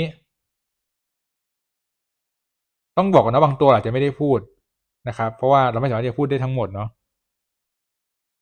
มันจะมีตัวไหนอีกที่เป็น simple ตัวนี้นะครับอันเนี้ย coefficient of determination เนี่ยรู้สึกว่าแปลเป็นไทยก็ไม่ได้ช่วยเข้าใจขึ้นเนาะก็คือมันก็คืออะไรครับ sum square allocation เนาะหาร sum square of total ซึ่งตรงเนี้ยมันจะเท่ากับอะไรตรงนี้เนี่ยมาดูตัวล่างดีกว่าตัวล่างเนี่ย r เล็กนะครับอันนี้มันเป็นค่าสัมประสิทธิ์ของค่าสหสัมพันธ์ซึ่งแปลแล้วก็ไม่ได้ช่วยให้เข้าใจขึ้นถูกไหมเอาไว้ง่ายว่าตัวนี้มันเป็นการบ่งบอกว่าข้อมูลเนี่ยนะครับมันมี linear relationship กันแค่ไหนนะครับโดยที่ค่าตัวนี้นะครับเนื่องจากว่า r square ของเราเนี่ยมันมีค่าได้ตั้งแต่0ถึง1ถูกไหมก็แสดงว่าตัว r เนี่ยเนาะพอปลดออกมาแล้วเนี่ยนะครับ r เป็นบวกลบเนาะมีบวกลบเพราะว่าปลดออกมาก็แสดงว่า r ของเราเนี่ยมันจะมีค่าได้ตั้งแต่-1ถึง1ถ้ามันเป็นถ้า r เป็น1เนี่ยแสดงว่าข้อมูลเนี่ยโอ้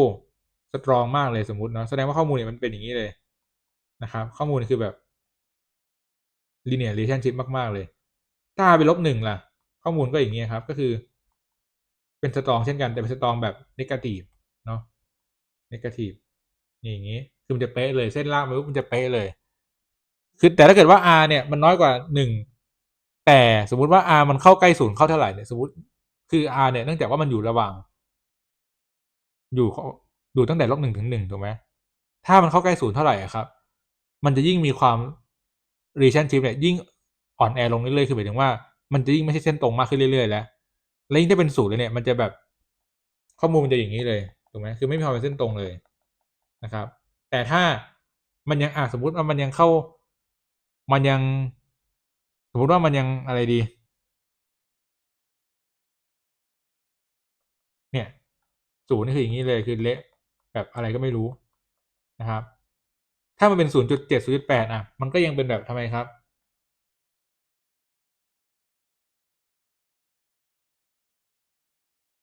มันก็ยังพอเป็นเส้นตรงนี้อยู่เนาะก็คือมันยังห่างไม่เยอะมากประมาณนั้นอันนี้คือค่าที่ผมบอกว่ามันมี strong linear relationship มากแค่ไหนนะครับเหมือนเดิมถ้ามันเข้าใกล้1มากๆก็แสดงว่าเนี่ยมันจะเส้นมันจะเป๊ะบนจุดข้อมูลจริงๆเลยแต่ถ้ามันยิ่งห่างจาก1เมื่อไหร่ถ้ามันยิ่งเข้าอย่างนี้หรือฟังแล้วงงถ้าอยู่ระหว่าง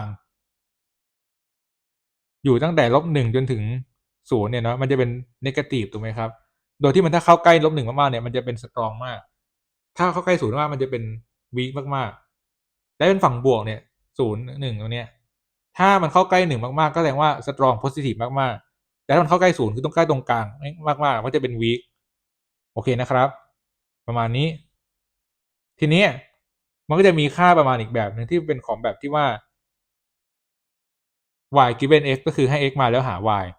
นะครับโดยอันเนี้ยมันมี2สูตรต้องสังเกตอันนี้สูตรเนี่ยจะเป็นสำหรับ CI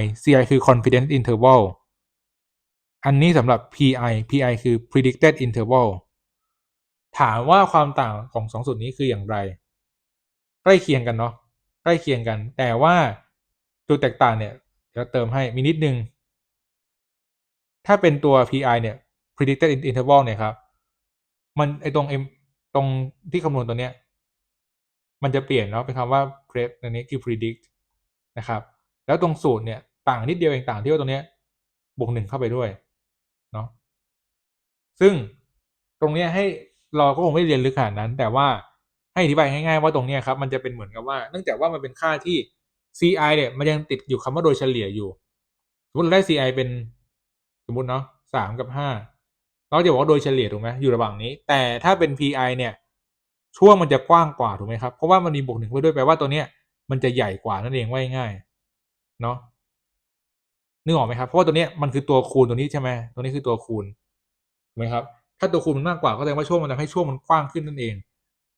สมมติช่วงกลายเป็น2กับ6เพราะว่าตรง PI นะครับมันจะตัดข้อโดยเฉลี่ยทิ้งคือเป็นค่าที่บอก exact number เพราะฉะนั้นเนี่ยมันจะทำให้ต้องช่วงนี้ต้องกว้างกว่าเพื่อที่จะรองรับได้ว่าอันเนี้ยมันไม่ได้มีคำว่าโดยเฉลี่ยอยู่แล้วนะมันเป็นค่าที่บ่งบอกจริงๆว่าค่ามันอยู่ในช่วงเนี้ยไม่มีคำว่าโดยเฉลี่ยอยู่แล้วโอเคนะครับทีนี้ในส่วนของ multiple เนาะ multiple เนี่ยก่อนที่เป็น multiple เนี่ยนิดนึงก่อนว่าไอ้เรื่อง linear regression นะครับแล้วก็มีเงื่อนไขเหมือนกันเนาะเงื่อนไข assumption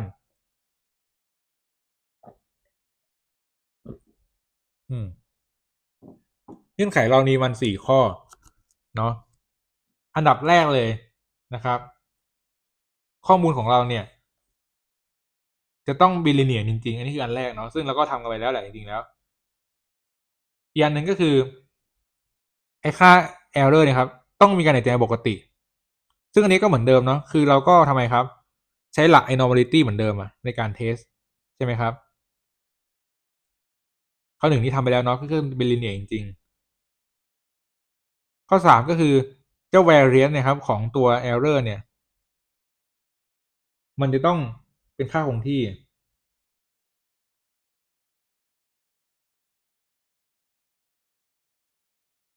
แล้วก็สุดท้ายก็คือตัว e error ของ t กับ t บวก1เนี่ยต้องอิสระจากกันซึ่งอันเนี้ยอาจจะฟังแล้วงงๆแต่บอกให้แค่ว่าข้อ4เนี่ยเราจะทำก็ต่อเมื่อข้อมูลนั้นเป็นอนุกรมเวลาความหมายคือเป็นข้อมูลที่เก็บต่อเนื่องถูกไหมครับเช่นยอดขายรถยนต์สะสมตั้งแต่เดือนมกราคมถึงเดือนธันวาคมอย่างเงี้ยอันนี้คือเป็นข้อมูลอนุกรมเวลาคือเป็นซีรีส์แต่ถ้าเป็นข้อมูลแบบตัดขวาง cross sectional เนี่ยเช่นบอกว่างบฐานะการเงินณวันที่1มกราคม x 1อย่างเงี้ยคือเป็นข้อมูลตัดขวางถ้าตัดขวางปุ๊บข้อ4ไม่ต้องทำนะครับทีนี้เราก็ไม่ได้ลงลึกมากเนาะเอาคร่าวๆให้ทุกคนดูต่อเองได้ว่า linear เนี่ยเนาะนอกจากวิธีที่เราเช็คเมื่อกี้นี้แล้วเนี่ยมันจะมีอีกแบบหนึ่งก็คือสมมุติว่าเราเช็คระหว่างตัว y hat กับ error เนาะ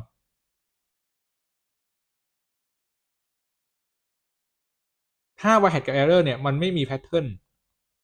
อย่างเงี้ยเขาเรียกว่าเป็น no systematic pattern ถ้าแบบนี้ครับมันจะถือว่าเป็น linear ความหมายคืออย่างไรความหมายก็คือเรากำลังจะบอกว่าตัว y hat กับตัว e นะครับ error เนี่ยมันไม่ควรจะมี relationship กันซึ่งถ้ามันไม่มี relationship กันเนี่ยมันก็ยังโอเคเป็นว่าเข้าข่าย linear ได้แต่ถ้ามันดันมี relationship กันเช่นสมมติโอ้โห y hat กับ e นี่ลากมาเป็นกลายเป็นพาราโบลาอย่างนี้สมมติถ้าอย่างเงี้ยมันก็คือทำไมครับไม่เข้าแล้วไม่เข้าเงื่อนไขว่า linear relationship ส่วนตัว e normal อันนี้ก็เหมือนเดิมก็ใช้ normality เนาะส่วน variance เนี่ยให้มันคงที่เนี่ย variance คงที่ตรงนี้ก็จริงๆมันคล้ายๆกับภาพเนี้ยก็คือว่าถ้า variance ของเราเนาะต้องเข้าใจก่อนว่าสมมติข้อมูลเราเนาะ y กับ x ใช่ไหมสีเปลี่ยนไม่เป็นไรนะครับ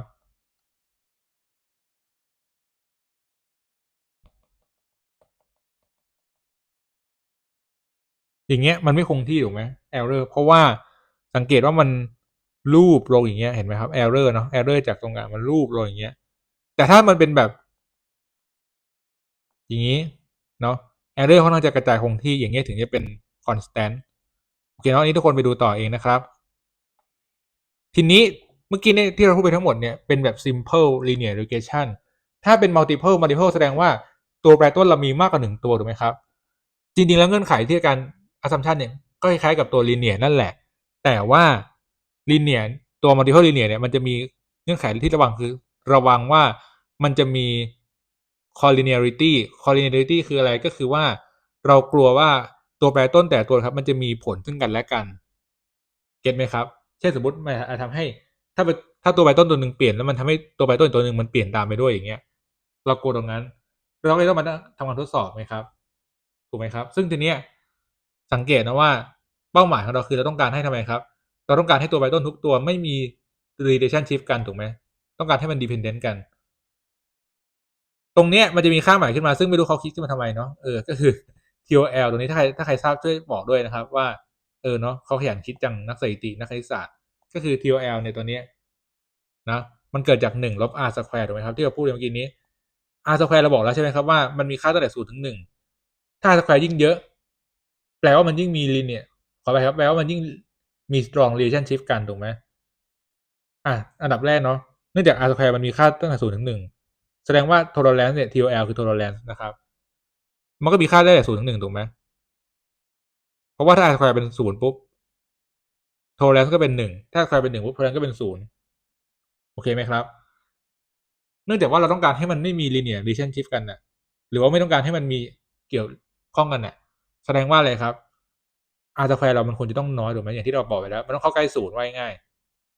นั่นทำให้ tolerance เนี่ยยิ่งเยอะยิ่งดีถูกไหมครับยิ่งเยอะก็แปลว่ามันไม่เกี่ยวข้องกัน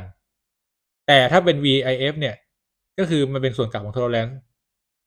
อันเนี้ยมันจะกลับกันแล้วเมื่อกี้บอกว่ายิ่งเยอะยิ่งดีใช่ไหม tolerance ถ้าเป็น VF คือยิ่งน้อยยิ่งดีนะครับอันนี้พูดคร่าวๆพอเนาะทีนี้มันจะมีหลักต่อไปครับคือหลักตัวที่ว่าตัวไบต้นเนี่ยสมมุติเรามีตัวไบต้นหลายตัวเนี่ยทุกตัวมันมีผลจริงๆหรือเปล่ากับตัวแปรตามก็คือ y สมมุติเราบอกว่าเรามี y head ของเราเนาะอันดับแรก b ส่วนเป็นค่าคงตัวก่อนนะครับบวก b 1 x 1บวก b 2 x 2บวก b 3 x 3สมมติอย่างเงี้ยมีตัวไบต้น3ตัวแต่บางตัวเนี่ยมันไม่ได้มีผลจริงๆกับตัว y hat คือพูดง่ายๆมันไม่ได้มี relationship กันจริงๆเท่าไหร่อย่างเงี้ยเราก็ไม่ควรจะเอามันไว้ถูกไหมครับเพราะว่ามันจะทำให้ทำไมครับค่า y ของเรามันก็จะมีความพูดง่ายว่ามันมีตัวที่มันไม่จำเป็นมาเกี่ยวข้องด้วยนะครับเพราะฉะนั้นเนี่ยเราจะมีการเขาเรียกว่าเลือกตัวแปรก็คือ variable selection ซึ่งในที่นี้เราจะขอพูดถึง3วิธีนะครับวิธีแรกก็คือเราจะเรียกว่าเป็นวิธีแบบ backward คือกำจัดทิ้งความหมายคืออย่างไรในที่เนี้ยเราจะใช้ tcal นะครับในการที่จะคิดเนาะความหมายก็คือว่าสมมุติตอนแรกเนี่ยเราให้ว่า y hat เนี่ยเป็นทุกตัวเลยคือเป็นอย่างนี้ใส่มีทุกตัวพร้อมเลยนะครับ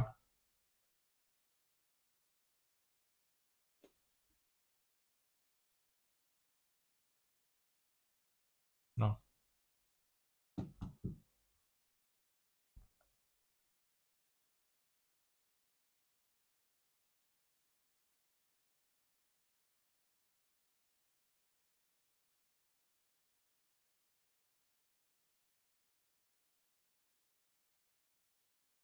อ่ะทีนี้เนื่องจากว่าสมมติฐานว่างของเราเนี่ยสมมติฐานว่างคืออะไรครับก็คือเรา b 1เท่ากับ0สมมุตินะ b 2 b 1ไม่เท่ากับ0ถ้าเราปฏิเสธสมมติฐานว่างก็แปลว่าอะไรครับแปลว่าไอ้ตัวนั้นอ่ะมันมี linear relationship กันจริงๆถูกไหมครับซึ่งเราต้องมาค่อยๆพิจารณาทีละตัวประเด็นก็คือว่าเราต้องมีการกำหนดนะเนาะว่าแล้วตัวนี้สมมุติว่าเรามี3ตัวใช่ไหมครับถามหน่อยเวลาเราจะปฏิเสธสมมติฐานว่างเนี่ย tcal ของเรามันต้องทำไมครับมันจะต้องมากถูกไหมมากถ้า tcal น้อยเป็นไงสมมติว่า tcal เราสมมติว่า tcal เราน้อยกว่าอะไรครับน้อยกว่าค่าวิกฤตอย่างเงี้ยไม่ใช่น้อยกว่าสิถ้ามันไม่มากกว่าค่าวิกฤตสมมติถ้ามันไม่มากกว่าค่าวิกฤตเนี่ย tcal ที่เป็น absolute นะเพราะเป็น2หางถ้าไม่มากกว่าค่าวิกฤตแปลว่าอะไรเอ่ยแปลว่ามันจะตกอยู่ช่วงนี้ถูกไหมเอ่ยมันตกอยู่แถวนี้สักที่หนึ่งซึ่งมันจะทำให้เราเนี่ยไม่ปฏิเสธเทสศูนย์นั่นก็หมายถึงว่าเรายอมรับเทสศูนย์นั่นก็คือข้อมูลตัวนั้นน่ะมันไม่ทำไมครับนั่นแสดงว่าตัวใบนั้นมันไม่มี linear relationship กับตัวแปรตามจริงๆใช่ไหมถ้าสมมติ tcal มันอยู่ตรงเนี้ยนะครับมันทำให้ p value มันเยอะถูกไหมครับที่เราพูดพยายามตะล่อมมาเนี่ยก็คือพยายามจะสื่อว่าอันเนี้ยครับเราจะพยายามคัดตัวที่มีตัว tcal เนี่ยนะครับ absolute tcal เนี่ยน้อยที่สุดหรือ p value มากที่สุดออกไปนะครับ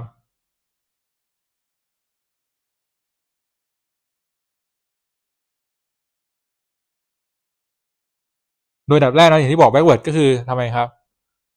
ก็คือใส่ไปหมดก่อนใช่ไหมแล้วก็ค่อยๆมาเอาออกทีละตัวว่าเออแล้วเนี่ยนะสมมุติถ้าเกิดว่าเรามีครบหมดเลยแล้วก็นั่งเทสทีละตัวนะครับโดยที่เวลาเทสเนาะหลักการก็คือมันต้องไปทำในโปรแกรมครับว่าตัวเนี้ยให้นี้เนาะเป็นถ้าตัวใบอื่นคงที่หมดเนี่ยถ้าใบอื่นคงที่หมดเนาะไอตัวแปรเนี้ยมันมีผลไหมนะครับซึ่งค่า decal ที่น้อยสุดหรือ p value มากสุดเนี่ยมันก็ต้องไปเทียบกับตัวเลยครับ critical value เนาะอย่างที่เราบอกแล้วถ้า critical value ของเราสมมุติว่าเทียบ p value ก็ได้ p value เทียบง่ายกว่าสมมติบอกว่า p value เราคืออัลฟาคือ0.05ถ้า p value เราได้0.06อย่างนี้แสดงว่าอะไรครับ p value มากกว่าอัลฟามากกว่าอัลฟาเป็นไงครับมากกว่าอัลฟาแปลว่าเราไม่ปฏิเสธเทสศูนย์นั่นก็แสดงว่าไอตัวนั้นน่ะมันไม่มี relationship จริงๆกับตัว y hat ถูกไหมเราก็ตัดทิ้งสมมติพูดไม่เห็นอาจจะไม่เห็นภาพเนาะสมมติว่าค่าที่เราได้มานะครับในแต่ละตัวเนี่ยปรากฏว่าตัวเนี้ยดันมีค่าที่ทำไมครับมี p value มากสุดเลยแล้วก็ดูซิว่าตัวเนี้ยมันมากกว่ามันมากกว่าอัลฟาไหมปรากฏว่ามันดันมากกว่าอัลฟาแล้วก็เลยเอาออกถูกไหมครับเพราะนั้นโมเดลหน้ามันจะเหลือแค่3ตัวนี้แล้วเราก็ไปนั่งทำใหม่เพราะว่าเวลาทำแต่ครั้งเนี่ยค่า p value กับ tcal มันจะไม่เหมือนกันนะครับอันนี้โมเดลแรกเนาะถ้าโมเดลนี้เอาตัวนี้ออกปุ๊บก็ออกไปก็เหลือแค่ตัวพวกนี้ถูกไหมครับแล้วเราก็ทำต่อไปดูซิว่ามันมีตัวไหนต้องออกอีกไหมถ้าไม่มีตัวไหนต้องออกอีกมันก็อยู่แค่นี้เลยก็จบเนาะอันนี้คือ backward แต่ถ้าเป็น forward เนี่ยมันจะกลับกันนะครับ forward เนี่ยก็คือค่อยๆเอาเข้านะครับถูกไหม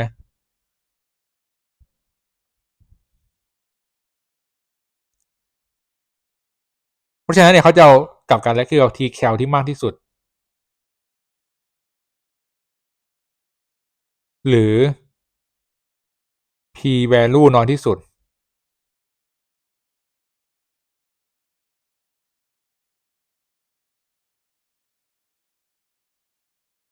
ซึ่งตรงเนี้ยครับหลักการเนาะก็คือว่าอะไรครับถ้า tcal มันมากที่สุดหรือ p value น้อยสุดก็แปลว่าตัวนั้นมันสตรองมากๆเลยถูกไหม relationship มันสตรองมากเลยใช่ไหมครับก็แสดงว่าตัวนั้นต้องเอาเข้าถูกไหมโดยเนี่ยก็จะให้ว่าเนี่ยเนาะสมมติตอนแรกมีแค่ b ศูนย์อย่างเดียวก็จะเป็นโมเดลไปครับว่าสมมติอันนี้เนาะแต่ละโมเดลสมมติว่าขั้นแรกเนาะมี b ศูนย์อย่างเดียวมันก็จะมีได้ว่าเป็นโมเดล b ศูนย์บวก b หนึ่ง x หนึ่ง b ศูนย์บวก b สอง x สอง b ศูนย์บวก b สาม x สามสมมติเราบอกว่าให้เราเทสแบบนี้ครับแล้วเราได้ว่า x หนึ่งเนี่ยตัว b หนึ่ง x หนึ่งเนี่ยตัวเนี้ยในโมเดลเนี้ยสมมติเนาะเราบอกว่าโมเดลเนี้ยมันจะได้ tcal มากสุดเนาะเราก็ต้องมานั่งเช็คต่อว่าถ้างั้นน่ะมากสุดเนี่ยเรามากสุดพอที่จะปฏิเสธเทสศูนย์หรือไม่ถ้ามากพอแล้วเราสามารถปฏิเสธเทสศูนย์ได้ตัวเนี้ย b หนึ่ง x หนึ่งก็ถูกเอาเข้ามาถูกครับ x หนึ่งก็ถูกเอาเข้ามาแล้วพอไปโมเดลหน้าปุ๊บเราจะไปเทียบใหม่ว่าโอเค b ศูนย์บวก b หนึ่ง x หนึ่งเนี่ยเป็นตัวตั้งแล้วนะมันก็เหลือ2โมเดลถูกไหมก็คือบวก b สอง x สอง b ศูนย์บวก b หนึ่ง x หนึ่งบวก b สาม x สามถูกไหมครับมันก็จะได้อย่างนี้ปุ๊บ2โมเดลแล้วก็เหมือนเดิมแล้วก็ดูซิว่าระหว่าง2โมเดลนี้โมเดลไหนมันมีค่า tcal มากสุดหรือว่า p value น้อยสุดถูกไหมครับสมมุติว่าเราบอกว่าตัวนี้มีมากสุดนะแล้วก็ไปดูต่อว่าแล้วมันมากพอที่เราจะปฏิเสธให้ศูนย์หรือไม่ถ้ามากพอแล้วก็เอาเข้าถ้าไม่มากพอก็หยุดก็คือจบถูกไหมครับจบก็คือหมายถึงว่ามีแค่ตัวนี้อย่างเดียวเนาะโมเดลเรา ทีนี้อีกวิธีหนึ่งที่เราเรียนนะครับก็คือวิธี step wise เนี่ยมันจะเป็นการผสมกันนะครับโดยอันดับแรก step wise เนี่ยเราจะ forward 2 รอบก็คือเอา forward สมมติเรามี3ตัวแปรเนาะเราจะเอา forward 2 รอบคือยังไงก็คือว่าพ้นขึ้นชื่อ multiple อ่ะมันต้องมีมากกว่า1ตัวแปรแล้วเราก็คือเอาหมดก่อนว่าเอ้ยแต่ละตัวเนี่ยอันไหนเราจะ2ตัวที่มันมีอะไรครับ2ตัวที่มี tcal มากสุดหรือว่า p value น้อยสุดเนี่ยเอาเข้ามาทีนี้อัลฟาต้องแยกก่อนว่าถ้าเป็น step wise เนี่ยมันจะมีอัลฟาที่เป็นอัลฟา enter ก็คือ forward ถูกไหมครับแล้วก็ อัลฟาที่เป็นแบบ remove คือสำหรับ backward พอ forward ปุ๊บเนี่ยอันดับต่อไป2ตัวแล้วนะมันจะมี backward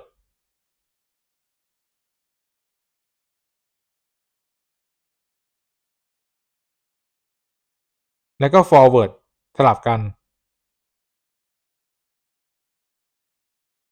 แล้วมันก็จะสลับไปอย่างนี้เรื่อยๆนะครับก็จะไปสลับเป็น backward forward ไปเรื่อยจนกว่าจะหยุดเมื่อไหร่จะหยุดก็ต่อเมื่อมันไม่มีตัวไหนเข้าตัวไหนออกเนาะทีนี้ถามว่าสมมุติว่ามันจะมีเงื่อนไขนิดนึงว่าตรงเนี้ย alpha enter น้อยกว่า alpha remove ก็คือยังไงเอ่ยอันเนี้ยเราจะอารมณ์เหมือนกับว่าเข้าง่ายออกยากขอไปครับเข้ายากออกง่ายลองนึกดูเนาะสมมติว่าอัลฟาเราเป็น0จุดสมมติเราให้อัลฟา enter เป็นสมมติให้อัลฟา enter เป็น0.05ให้อัลฟา remove เป็นเท่าไหร่ครับ0.1แล้ว p value ที่เราได้เนี่ยนะครับ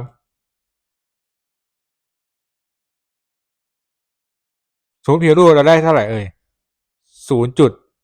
0.06ก็แปลว่ามันไม่ผ่านถูกไหมเพราะการที่ p value มากกว่า alpha enter ก็แสดงว่า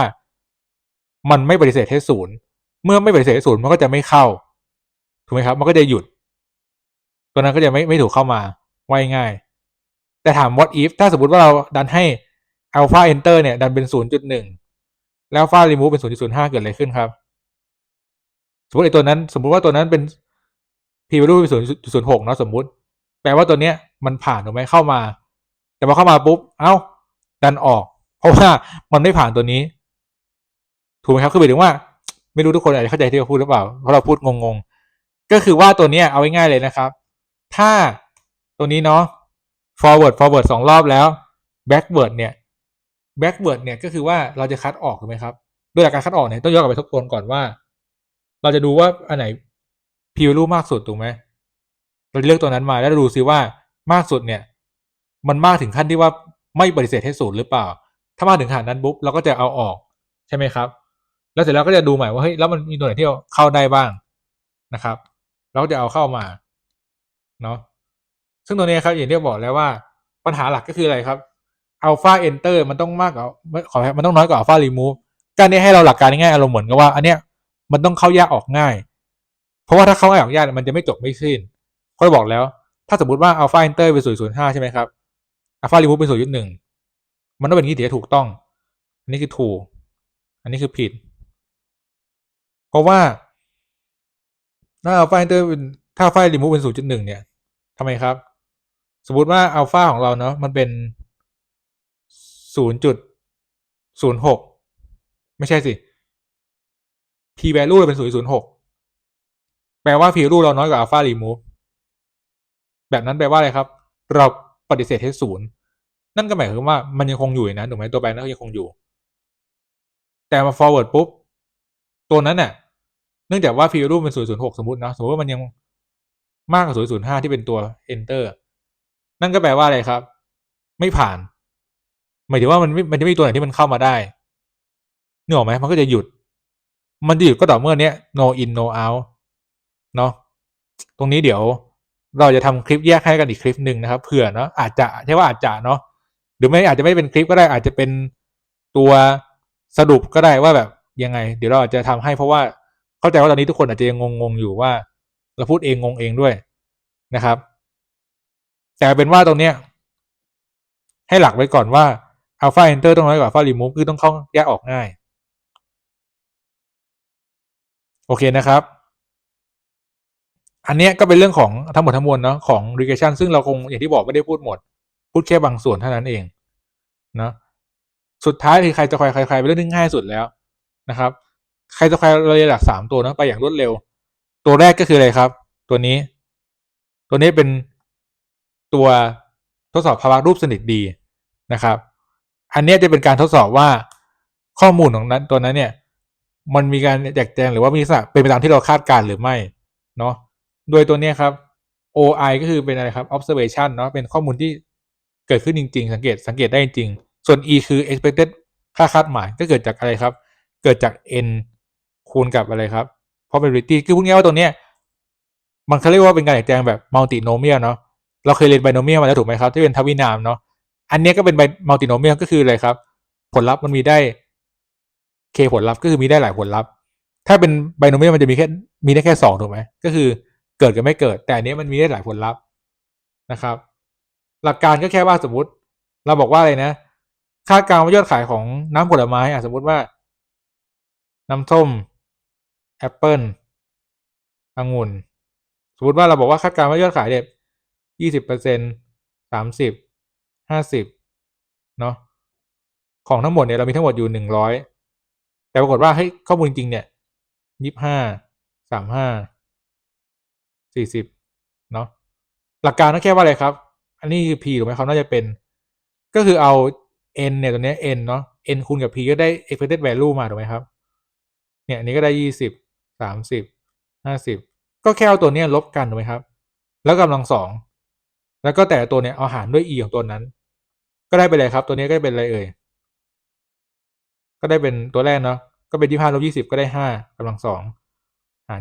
20ด้วย2ก็ได้เลยครับ35ลบ30ก็ได้5กำลัง2เหมือนกันหาร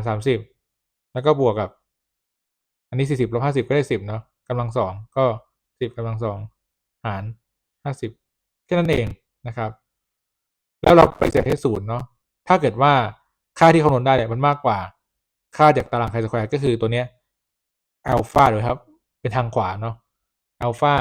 แล้วก็ดีกรีฟรีดอมคือ QK ลบ1เนาะเคลบ1คือจำนวนอันอันเนี้ยนะครับว่ามีกี่อันซึ่งอันเนี้ยก็มีเงื่อนไขนิดนึงเนาะ assumption ว่า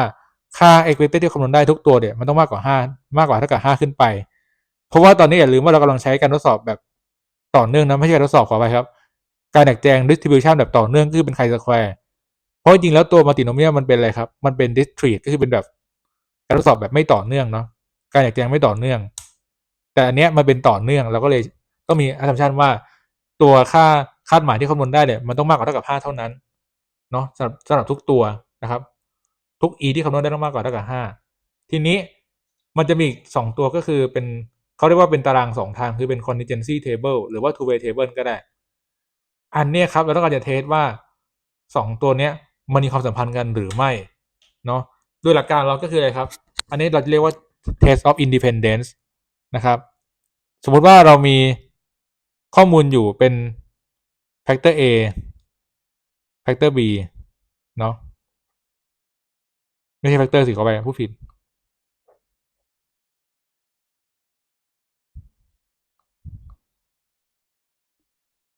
เอาไปเนี่ยกันง่ายๆสมมติว่าเอาเป็นอาหารแล้วกันเอ่อสมมติเป็นไอศครีมกับพิซซ่าเนาะมีไอศครีมกับพิซซ่าอยู่แล้วเราต้องรู้ว่าแบบเอ่อ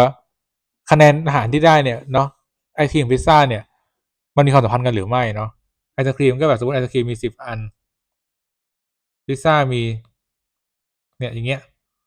แล้วก็มานั่งหากันไปว่าคะแนนอาหารที่ได้เนี่ยเป็นเท่าไหร่เนาะตุ๊ดอันนี้โดยที่นี่คือผลรวมนะครับผลรวมสมมติผลรวมนี้เป็น200ผลรวมนี้เป็น300เนาะคือจำนวนเอาไว้ง่ายนี่คือจำนวนนะครับเมื่อกี้พูดผิดเนาะจริงๆมันไม่คะแนนมันคือจำนวนวันนี้ผิดหลายรอบเหลือเกินจำนวนนะครับสมมติว่าจำนวนทั้งหมดทั้งมวลเนี่ย n นะ n มี 1,000ค่า expected value เนี่ยมันจะคำนวณจากอะไรครับ ของช่องนี้เนาะตัวเนี้ย eij ij คือมันฟังแล้วงงเนาะดูตัวนี้อันเนี้ยมันเกิดจากอะไรครับตัวนี้คูณตัวนี้เนาะแล้วก็หารตัวนี้แค่นั้นเองนะครับหลักการมีแค่นั้นก็คือเอาแต่แถวเนี่ยตัวเนี้ยนะมาคูณกันแล้วก็หารด้วยจำนวน n ทั้งหมดทุกอันทำเหมือนกันหมดนะครับ expected อันนี้ก็เหมือนกันคือสมมติอันนี้มันได้100ใช่ไหมก็100คูณกับอันนี้แล้วก็หารอันนี้เหมือนกันอันนี้สมมติอันนี้มันได้300ก็300คูณ300อันนี้แล้วก็หารด้วยอันนี้เหมือนกันครับอันนี้ผลรวมแล้วถูกไหมเนี่ยตรงนี้เกิดจากตัวนี้มาบวกรวมกันนี่เหมือนกันเกิดจากนี่บวกรวมกันอันนี้เกิดจากนี่บวกรวมกันโอเคนะครับอันนี้เหมือนเดิมหมดเลยต่างแค่ว่าตัว degree freedom เนี่ยมันจะเป็น r ลบ1คูณ c ลบ1ซึ่งก็คือเกิดจากอะไรครับจำนวนนี้นั่นเองจำนวนคอลัมน์กับจำนวนโรเนาะแค่นั้นเองอันนี้ไม่มีอะไรนะครับสมมติอย่างอันนี้ก็เป็นอะไรครับสมมติอันนี้ก็แปลว่า r ก็เป็น4 c ก็เป็น4เนาะแล้วก็เหมือนเดิมว่ามีเงื่อนไขว่าอะไรครับ expected เนี่ยมันต้องมากกว่าเท่ากับ5เท่านั้นถึงจะใช้ตัวนี้ได้เนาะซึ่งมันจะมีอีกตัวหนึ่งเนาะก็คือเป็นแบบอะไรครับตัว special case กันเลยอย่างนี้อันนั้นแหละมันจะใช้สำหรับตัวจริงๆมันก็มาจาก independent นั่นแหละแต่ว่ามันเป็นการเทสของสัดส่วนของประชากรที่เป็น3ประชากรขึ้นไปซึ่งหลักการเราก็เหมือนเดิมเลยนะครับให้เรามองว่าตรงนั้นน่ะมันก็เหมือนกับอะไรครับไอตัวสัดส่วนเนาะเราต้องแปลงสัดส่วนให้มันกลายเป็นไอตัวเลขก่อน number ก่อนแค่นั้นเองเนาะตัวส่วนนี้อันนี้ไม่มีอะไรครับเพราะว่ามันหลักการทำมันเหมือนเดิมมันแค่ว่าสมมติเราบอกว่าอันเนี้ยมีอยู่10% 30% 60%ทั้งหมดมี1,000อันนี้คือข้อมูลที่มีจริงๆเนาะก็เหมือนเดิมแล้วก็คูณกันกลายเป็น100 300 600นี่ข้อมูลจริงๆคือเป็นตัว O observation ตัว e นี่ก็เหมือนเดิมเลยนะครับก็คือตัว e นะเนื่องจากมันเป็นตาราง contingency table คือเกิดจากอะไรครับเกิดจากตัวเนี้ยคูณตัวนี้แล้วก็หารตัวนี้เนาะคือเอาง่ายๆเลยเพื่อให้ความง่ายตัวเนี่ยครับ special case ในตัวเนี้ยมันก็คือตัวเมื่อกี้นี่เลยนะครับมันคือตัว test of the independent แค่ว่าการที่จะเอาข้อมูลตรงนี้เนี่ยอย่าลืมว่าตอนแรกเป็นเปอร์เซ็นต์มาเราต้องมาแปลงให้มันเป็นอะไรครับตัวเลขก่อนก็แค่เปอร์เซ็นต์ไปคูณกับตัว n แค่นั้นเองนะครับโอเคนะครับวันนี้ก็เป็นคร่าวๆเนาะเราขอพูดคร่าวๆก็จริงๆเนี่ยเนื่องจากว่าคลิปเนี่ยอาจจะเป็นเราบอกตรงๆว่าเราก็ไม่ได้รู้สึกว่าคลิปนี้นะครับอาจจะไม่ได้คุณภาพดีเท่าไหร่นะก็ต้องกราบขออภัยมาณที่นี้ด้วยนะครับเนื่องจากมีข้อผิดพลาดค่อนข้างเยอะเนาะแต่ว่าเดี๋ยวเราก็จะพยายามนะครับในการที่จะอาจจะมีส่วนเสริมตรงไหนบางจุดเนาะตรงไหนบางจุดที่เราจะโพสเสริมให้นะอาจจะไปดูในนี่ครับใน YouTube เราจะมีชุมชนอยู่ในแถบชุมชนลองไปกดดูถ้าเกิดเรามีโพสเสริมอาจจะมีโพสเสริมอธิบายบางตัวหรือว่าอาจจะมีเรื่องของ SPSS มาเกี่ยวด้วยว่าแต่ละตัวเนี่ยเวลาดูโปรแกรมจาก SPSS เนี่ยดูเอาพุทผลลัพธ์เนี่ยให้เราดูที่ตารางไหนช่องไหนนะครับหรือว่าตรงไหนที่เราอาจจะอธิบายไม่เคลียร์ในวันนี้หรืออธิบายแล้วงงๆหรืออธิบายแบบมึนๆงงๆเนี่ยเดี๋ยวก็จะอาจจะมีโพสอธิบายเสริมให้นะครับอาจจะเป็นเขียนสรุปอะไรก็ว่าไปเฉพาะบางส่วนนั้นโอเคนะครับแต่ให้เข้าใจก่อนว่าตอนนี้ที่จะสอบเนี่ยมันมี3กลุ่มหลักที่จะบอกแล้วเนาะ ANOVA regression แล้วก็ chi-square เมนหลักที่เราย้ำแล้วคืออะไรครับเมนหลักก็คือให้เลือกใช้สถิติให้ถูกตัวถูกไหมครับแล้วที่เหลือก็ไม่มีอะไรแล้วที่เหลือก็แค่ว่าค่อยๆไล่ดูตามตัวสูตรไปหรือว่าตามเอาพุตไปซึ่งตรงสูตรเนี่ยอย่างที่เรารู้กันเนาะว่าความจริงเนื่องจากว่าชีทเราเข้าได้ใบเดียวถูกไหมครับ2หน้ากระดาษ A4 มันก็แล้วแต่เนาะว่าแต่ละคนจะเอาเข้าไปยังไงซึ่งอันนี้แล้วแต่เทคนิคแต่คนครับอันนี้ก็แล้วแต่ความถนัดแต่ส่วนตัวเราก็จะเป็นคนที่แบบไม่เคยเอาอะไรเข้าไปเยอะเท่าไหร่เนาะก็คือพูดง่ายว่าอารมณ์เหมือนแบกของอ่ะเหมือนชีทที่แบกของถ้าเกิดเราก็จะแบกของแบบพอดีนะครับก็เราแนะนำเนาะอันนี้ส่วนตัวนะอันนี้แต่คนเนาะอย่างที่บอกแต่คนอาจจะทำแบบอื่นก็ได้อันนี้แล้วแต่ส่วนตัวเรามองว่าเราจะจดเป็นตัวที่มันแบบตัวเนี้ยจดเข้าไปแล้วมันจะทำให้เราไม่ต้องมานั่งจำเนาะเพราะว่าอย่างบทพวกเนี้ยเราว่าใครจะใครอาจจะไม่จดเลยก็ได้นะครับเพราะว่ามันนิดเดียวเองไม่ต้องจดนะครับเลี่ยงตัวอโนวาอย่างเงี้ย fcal แล้วก็ผมอาจจะไม่ต้องนั่งจดนะว่าสูตรอะไรเพราะว่าสูตรมันจะเหมือนกันถูกไหมครับตัวอะไรอีก mean square ก็ไม่ต้องจดเพราะว่า mean square ก็เกิดจาก sum square หาร อะไรครับ degree of freedom อะไรประมาณเนี้ยนะครับ อันนี้คือตัวอย่างนะครับว่าแนวทางเราเนาะว่าในการที่จะทำให้จดเข้าไปได้แบบ ไม่ต้องจดเบียดจดแบบเขาเรียกว่าดูสบายง่ายๆโอเคครับแต่นี้ก็แล้วแต่นะครับก็ขึ้นอยู่กับความถนัดแล้วก็ความชอบแต่บุคคลนะครับอันนี้ก็แล้วแต่นะครับเป็นแค่ไอเดียเฉยโอเคนะครับวันนี้ก็หวังว่าคลิปนี้จะเป็นประโยชน์บ้างไม่มากก็น้อยนะครับถ้าเกิดใครมีตรงไหนสงสัยนะครับก็สามารถที่จะถามมาได้นะถ้าเกิดเราตอบได้นะครับแล้วก็มีตรงไหนติชมก็สามารถคอมเมนต์ด้านล่างคลิปนี้ได้เลยนะครับสำหรับวันนี้ก็ขอบคุณมากครับขอให้ทุกคนนะครับโชคดีการสอบนะทุกวิชาเลยเป็นกำลังใจให้ทุกคนนะครับสวัสดีครับ